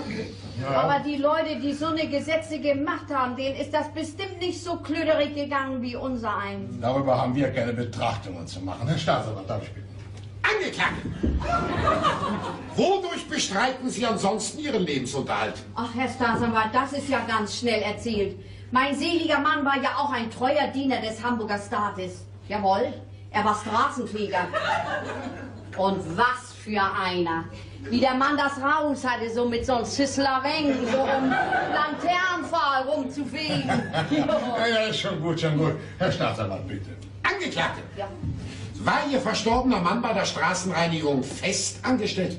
Und wie? Das heißt bloß bis zu seinem Tode. Ja. Versteht sich. Bekanntlich erhalten die Witwen der Arbeiter und Angestellten der öffentlichen Dienste eine Pension. Wie viel erhalten sie folglich? Naja, also so lange war mein August da ja nicht bei, ne? Darum sind es ja auch mal bloß 139 Mark. Aha. Ich meine, pro Monat nicht, für die Woche, oh ja nicht. Ja, das kann ich mir schon denken, natürlich. Herr Staatsanwalt, bitte. Angeklagte!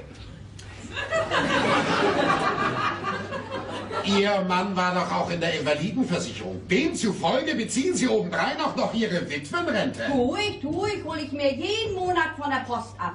Stehen mir da auch immer in der langen Schlange die Beine live, ne? Und immer grad, wenn ich ankommen tu, macht der Beamte den Schalter dicht, hängt ein Schild an, vorübergehend geschlossen, nimmt einen Schlüssel und geht... Das gehört nicht hierher. Nee, deswegen geht er ja auch raus.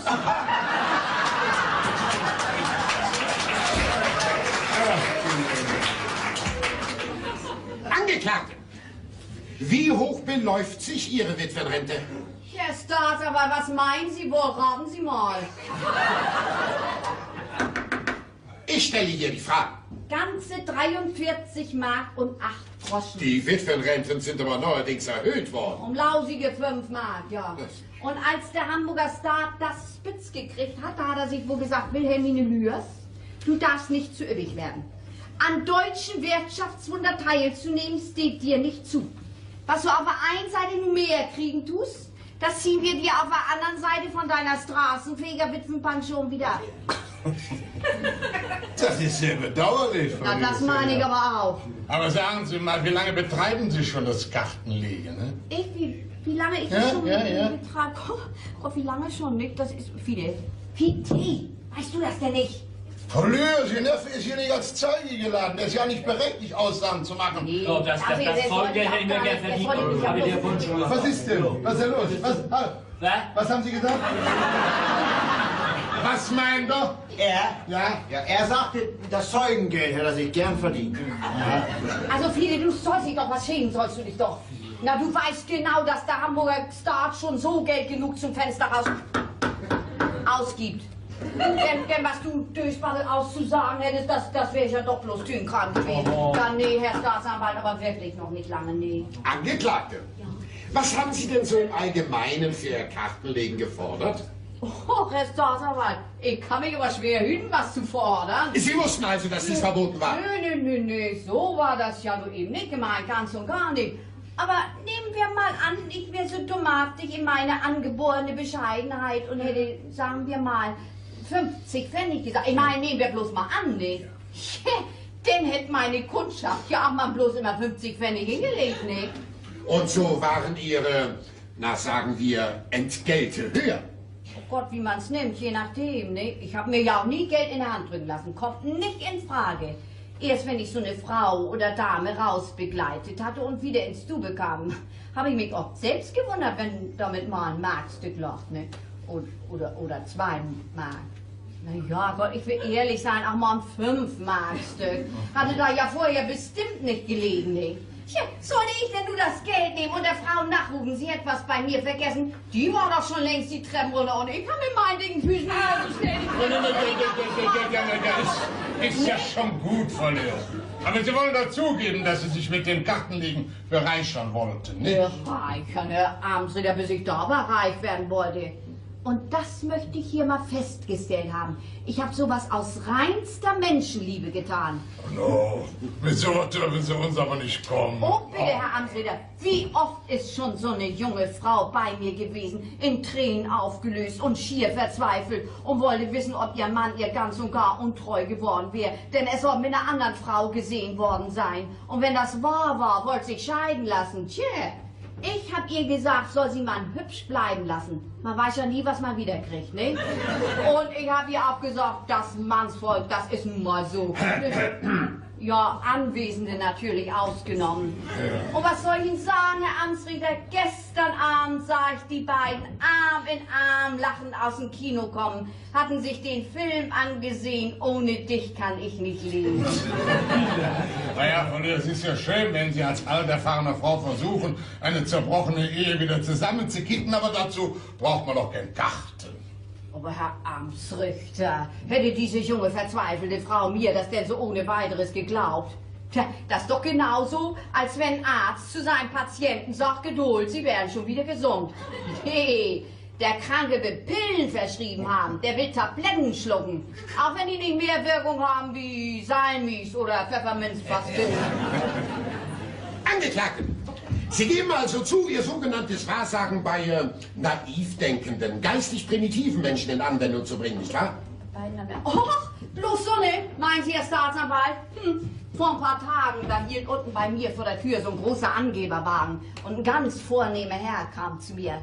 Einer mit so ne grauen Schläfen, einer. Ist wohl schon so über die Mitte von die 60 weg. Ist verheiratet mit einer Frau, die ist 40 Jahre jünger als er.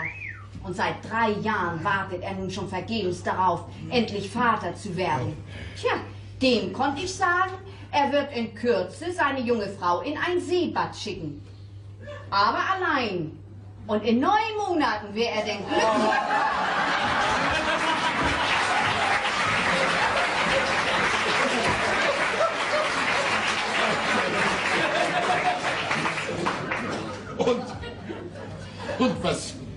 haben Sie von diesem Herrn erhalten, wie? Ich? Gar nichts. Der war ja so glücklich über die Aussicht, endlich Vater zu werden, da hat er an mich gar nicht mehr gedacht. Naja, ich sehe schon, wir sind ziemlich weit abgeschweift. Och, Herr Amtsrichter, ich könnte Ihnen noch mehr so eine Dinge erzählen. Soll ich mal? Nein, danke, das genügt mir schon.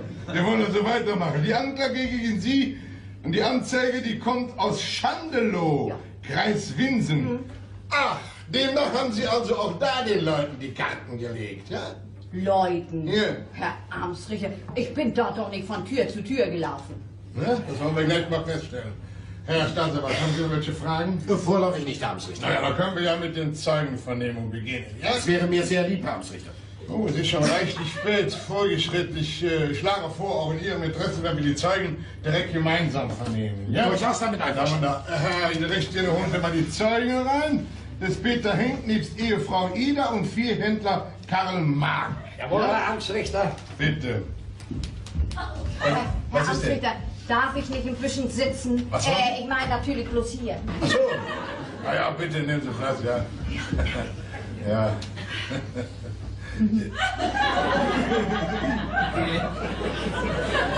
Willi, du kannst mir gleich mal sehen, wie klein und bescheiden meine Stiefmutter hier sein, du. Als wenn sie nicht bis 3 zählen können. Hallo, Ehepaar Henk hier und Viehhändler Mark. Ja. Komm, Peter, komm. Hallo, moin. Morgen, morgen. Ja. Guten Morgen. Guten Morgen. Wo bleibt denn die Zeugin Ida Henk? Meine Frau, die stand da ganz hinten im Gang. Will ja mit uns nichts zu tun haben. Ach so. Zeugin Ida Henk. Was heißt hier Zeugin Ida Henk? Für Sie bin ich immer noch Frau Hofbesitzerin Ida Henk. Merken Sie sich das mal bitte, nicht? Lass mich Mutter Henk immer Bett. Lassen Sie mich mal durch, Frau Hofbesitzerin. Bitte. Na ja. Sie sind wahrscheinlich der Viehhändler, nicht wahr? Jawohl, Herr Ratz. Karl Friedrich Wilhelm Mark, 52 Jahre alt, evangelischer Konfession, wohnhaft Schandelow, Kreis Winsen, mit der Angeklagten weder verwandt noch verschwägert. Ich habe die volle Wahrheit zu sagen, nichts zu verschweigen und nichts hinzuzufügen. Die Wichtigkeit eines Eides ist mir bekannt. Sie haben wohl schon oft vor Gericht gestanden, was? Oh Gott, Ja. ja, Herr Ratz. Ja, aber eins haben Sie vergessen. Sind Sie vorbestraft? Gott, Herr Rat, man ist ja kein Kind mehr, ne? aber das waren ja mal bloß immer Geldstrafen, keinerlei Freiheitsstrafen. Ja, schon gut, danke schön. Danke. Sie sind Peter Gustav Heinrich Henk, Hofbesitzer in Schandelow. Sagen Sie mal, sind Sie mit der Angeklagten verwandt oder verschwägert? Nein. Sind Sie vorbestraft? Hä? 1946 aber schon wegen des Schwarzschlachtens zu 500 R-Mark und Einziehung des 4-Zentner-Schweins. 4 Zentner? Oh, das hat Sie wohl mehr getroffen wie die 500 Reichsmark, was? Ich sehe, Herr Amtsrichter, Sie haben Verständnis für uns notleidende Bauern. Na, schon gut. Herr Henk, Sie haben mir die reine Wahrheit zu sagen, nichts zu verschweigen und nichts hinzuzufügen, ja? Ist es klar? Gut, setzen Sie sich mit Herrn Mack mal da auf die Bank, bitte. Ja. Nun weiter. Sie sind Ida Henk, geborene Kors. Frau Ida Henk, bitteschön. Ja, natürlich. Frau Ida Henk, na klar. Sind Sie mit der Angeklagten verwandt oder verschwägert? Mit so einer Himmelswillen bloß nicht. Ein Nein hätte genügt. Sind Sie vielleicht vorbestraft? Bitte? Sagen Sie mal, Herr Henk, kriegt Ihre Frau zu Hause zuweilen auch Ihren Mund nicht auf? Da kann sie leider stundenlang nicht wieder zukriegen. Antworten Sie gefälligst, Zeugin, ja? Herr Amtsrichter, darf ich das nicht tun? Nein. Mit Ihrer Frau werde ich schon alleine fertig. Ja, mir ist es noch nie geglückt. Dafür haben wir ganz andere Mittel, ne? Ja, solche Mittel suche ich schon lange. Also bitte antworten Sie gefälligst. Ida, du halt doch den Betrieb hier nicht auf. Was hätt bloß den, ne? Sag das doch, dass du den Beamten vom Finanzamt, als er dich Soforthilfe holen wollte, in die Mistkuhle geschmissen hast. Dafür solltest du doch 3 Monate kriegen. Ist aber leider umgewandelt in eine Geldstrafe. Naja, da sind wir noch ganz ginfrig davongekommen. Wegen Übernehmen eines Beamten des Staates gegenüber. Nun machen Sie uns bei der Behandlung hier auch keine Schwierigkeiten und alles ist klar. Herr Staatsanwalt, ich stelle anheim, wenn Sie die Zeugen noch befragen wollen, bitte Wenn Sie gestatten, Herr Amtsrichter. Frau Henk, wodurch sind Sie auf die Angeklagte aufmerksam gemacht worden, dass dieselbe Leuten einen sicheren Blick in die Zukunft zu bieten sich empfahl? Durch so eine Karte, Herr Staatsanwalt. Aha, das wollte ich hören. Hegten Sie den Wunsch von Frau Lührs, etwas für Sie Wichtiges aus den Karten zu erfahren? Nö, kann ich im Augenblick gar nicht mehr so genau sagen. Ida, du darfst hier nichts verschweigen. Sei doch ruhig. Moment, Herr Staatsanwalt, bitte sagen Sie es uns, sonst sitzen wir morgen früh noch hier. Meine Frau wollte wissen, ob sie diesmal eingesperrt wird. Was du alles weißt. Moment mal, diesmal, wieso diesmal? Ja, sie hatte sich ja hier in Hamburg mit der Polizei angelegt. Sag das doch mit dem Peterwagen. Was geht Ja, mich das sie- überhaupt an? Sie musste ja mit Gewalt in den Peterwagen gebracht werden. Und gegen die Beamten auf der Wache ist sie ja auch noch rabiat geworden. Warst du dabei? Hast du ja selber zu Hause erzählt. Ach, da war es also regelrechter Widerstand. Das ist ja sehr schön. Hat man da noch nichts gegen Sie unternommen? Was ist denn los da? Was ist denn da? Hallo? Was soll das mit dem Brief? Ach, ich hab den Brief mitgebracht vom Gericht, nicht? Wie kommst du dazu, das schon unerhört? Ist sein Sohn, Herr Amtsrichter, nicht Ihrer. Man möchte den Brief. Und aufgemacht. Moment mal, der Brief gehört zunächst einmal hierhin. Bitte geben Sie mal den Brief her, ja? Kommst du mir nach Hause, du so, oder? Ruhe, bitte. Naja, dann hat ja die Polizei mal wieder beide Augen zurückgedrückt. Die Sache ist erledigt für mich. Für Sie auch, bitte. Du hast das gewusst und hast mich die ganze Zeit in Angst und Sorgen sitzen lassen, nicht? Ruhe! Darüber können Sie sich zu Hause unterhalten. Herr Staatsanwalt, bitte. Frau Henk, hat die Angeklagte Ihnen aus den Karten etwa eine harte Gefängnisstrafe prophezeit? Nein, das hat sie nicht. Sie hat gesagt, sitzen brauche ich nicht. So. Tja. Ja, und was hat die Angeklagte Ihnen für diese Wahrsagung abverlangt? 50 Mark. Danke. Abverlangt? Ich hab ihr doch nichts abverlangt. Herr Staatsanwalt, das hat sie mir ja förmlich aufgedrängt. Hat gesagt, lieber mir das Geld geben als dem Finanzamt. Und außerdem habe ich zu dem 50-Mark-Schein noch einen Zehner dazugelegt und habe das Geld Herrn Henk wiedergegeben, weil er mir das ja geliehen hatte. Oh, da kann man doch mal sehen, wie verlogen diese straffällige Person Die ist. Bezeichnung steht Ihnen nicht zu. Verstehen Sie das? Mein Mann kriegt doch niemals so viel Geld von mir in die Finger, dass er fremden Menschen was leihen kann, nicht? Er hat die Person ja auch erst am Sonntag nach Himmelfahrt kennengelernt, So. als ich sie zu mir eingeladen hatte. Moment mal. Sie haben die Angeklagte zu sich eingeladen? Ja. Ich habe ihr einen Brief geschrieben, habe ich selbst auf die Post gebracht. Frau Lührs wird doch nur wohl nichts verraten. Oh Mensch, das wird... Ruhe da hinten! Frau Lührs, bitte kommen Sie mal Ja, her. Erzählen Sie mir die Sache mal aber genau und vor allen Dingen die Wahrheit. Ja, natürlich, Herr Amtsrichter, genau, wie ich das gewohnt bin. Bitte. Herr Amtsrichter. Moment mal hier- bitte. Ja, Setzen Sie sich mal dahin. Herr Amtsrichter, hier ist die Einladung nach Ja. Schandelow. Und wie Sie sehen, habe ich die gar nicht mit der Post gekriegt. Ist ja gar nicht abgestempelt. Nicht mit der Post, nicht mit der Post. Also wie das womöglich gewesen ist. Sagen Sie mal, Frau Lührs, wie ist denn der Brief in Ihre Hände gekommen? Herr Amtsrichter, wenn schon ein Zeuge verpflichtet ist, nichts zu verschweigen und nichts hinzuzufügen, wie viel mehr muss das denn einer tun, der unter Anklage steht, Ja, nicht? selbstverständlich müsste Sie die Wahrheit sagen. Sie haben sich doch hier zu verantworten. Also Ja, bitte. kann mir nichts anderes übrig. Herr Amtsrichter, ein Tag nach Himmelfahrt besuchten mich die beiden Herren hier. Was, du bist bei dem Weißstück gewesen, du? Bitte schweigen Sie! Und Bitte sprangen mir gleich mit der dicken Mettwurst und so ein Stück Schinken im Gesicht. Du hast ihr den Mettwurst und den Schinken... Hören Sie denn nicht, Sie sollen gefälligst schweigen! Und gaben mir eigenhändig diesen Brief da. Wie kommst du denn dazu? Und dann von der haben... Post? Also zum Donnerwetter jetzt habe ich gesagt, Sie sollen schweigen! Wenn Sie nur einmal den Ton sagen, bevor Sie aufgehoben sind, dann lasse ich Sie rausweisen! Merken Sie sich das! Richtig, jawohl! Sie auch! Weiter bitte! Ja, und haben mich flehentlich gebeten, ja nach Schandelow zu kommen. Ich wollte ja gar nicht, nee. Aber Herr Mark erklärte sich ja großartig bereit, mich mit dem Auto abzuholen. Und was verlangten die beiden von mir? Ich sollte, was ja sonst nie meine Methode ist, bei den Karten legen, Frau Henk fix bange machen. Ach so, wegen den Folgen, weil sie mit der Polizei in Konflikt gekommen ist, nee, was? also nee, nicht bloß deswegen, Herr Amtsrichter, nein, aber Herr Mark hat mir ja auch erzählt, dass sie ihrem Mann das Leben zur Hölle machte. So, dass der sich schon mit dem Gedanken trug, nach einem Strick zu greifen, was Herr Henk mit Tränen in den Augen bestätigte. Oh, ja, du hast ihr... Was ist denn da los? Zum Donnerwetter, doch mal Ruhe! Frau Henk, bitte kommen Sie gefälligst hierher! Was sag ich dir?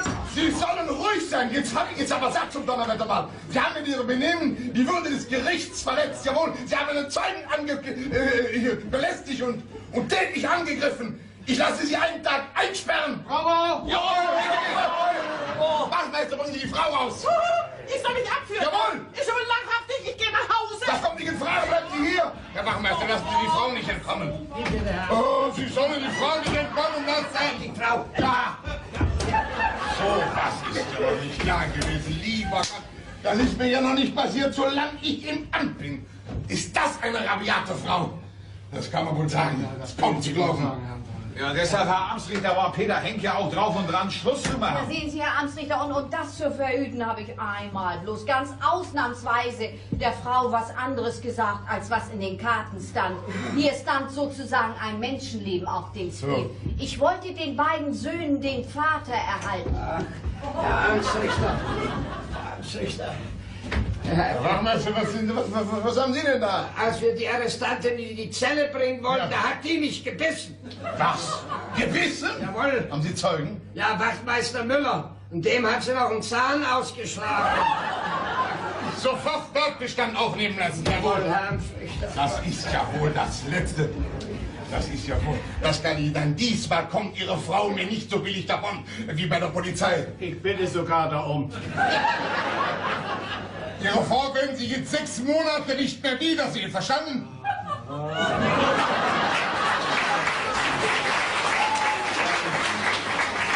Das gibt doch noch gerechte Richter.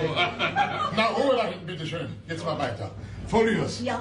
wenn Sie auch in diesem Falle gewissermaßen, sagen wir mal, aus Nächstenliebe gehandelt haben, aber Sie stehen ja nicht vor Gericht wegen Vorspiegelung falscher Tatsache, sondern weil Sie mit Ihrem Kartenlegen mit dem Gesetz in Konflikt gekommen sind. Ja. Und weil man mich mit anderen Kartenlegerinnen, die nichts davon verstehen, über den gleichen Kamm scheren will. Darf ich nicht mal dem Herrn Staatsanwalt die Karten legen? Ich meine nur, um zu beweisen, ob was Wahres dran ist oder nicht. Ja, oh Gott, wenn der Herr Staatsanwalt nichts dagegen einzuwenden hat. Na gut, ich will mich mal zu solch einem Hokuspokus hergeben. Sag auch Hokuspokus. So, Herr Staatsanwalt, dann machen Sie mal bitte 3 Haufen. Wie? Zu sicher.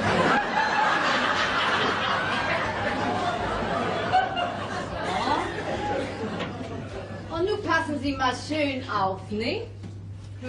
Was Sie sich da alles zusammenfaseln werden. Umso mehr nämlich erbringen Sie mir den Beweis, dass Ihr anrüchiges Gewerbe nur aus Lug und Trug und Schwindeleien besteht. Nichts anderes ist als Bauernfängerei und Ihnen daher das Handwerk gelegt werden muss. Ja, nur Herr Staatsanwalt, Sie sind ja schon eine ganze Reihe von Jahren verheiratet, ne? Das zu erraten dürfte wirklich nicht so schwer sein. Erraten tue ich gar nichts, hier kommt es drauf an. Ihre Frau ist auch nicht gerade mehr so jung, ne? Das beabsichtige ich auch nicht abzustreiten. Na, so an die 40 oder was drüber, das müsste schon hinkommen. Ja, trifft zu. Aber Herr Staatsanwalt, was sehe ich? Nur erst sollen Sie Vater werden?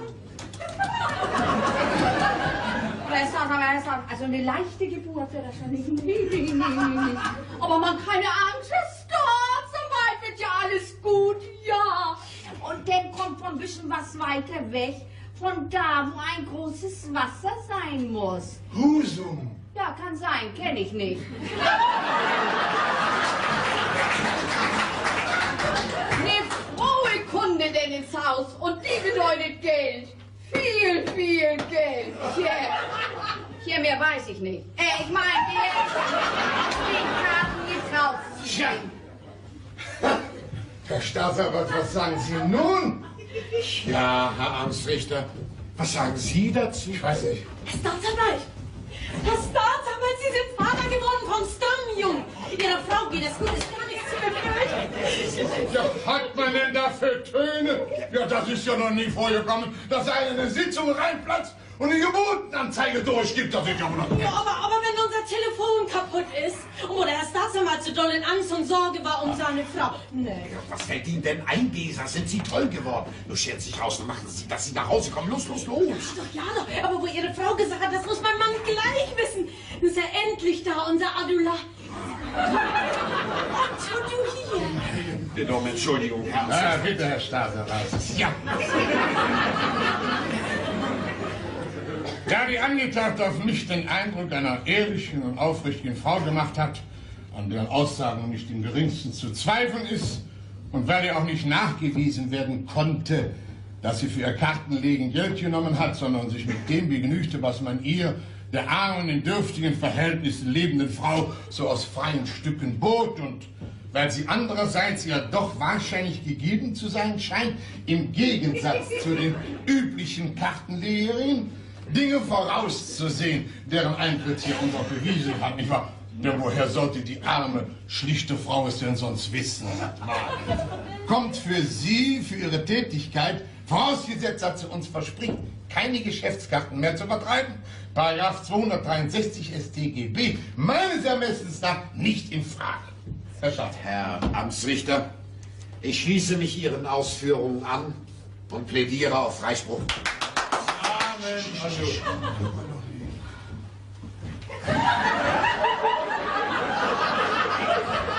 Gerne. Cornelius, das Gericht spricht Sie wegen mangelnder Beweise von der Anklage frei. Die Kosten von der Staatskasse zur Last. Die Sitzung ist geschlossen. Tschüss, Herr Amtsrichter.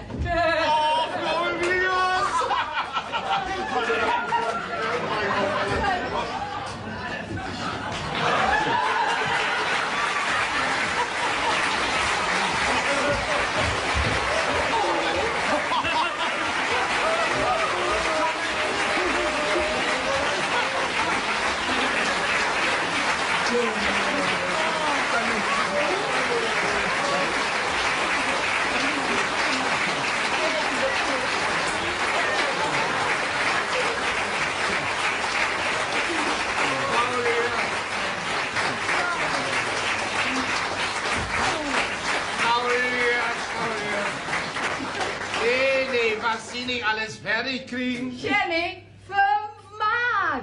Die zahle ich gleich Montag ein für die Fernsehlotterie. Mit 5 Mark bin ich dabei.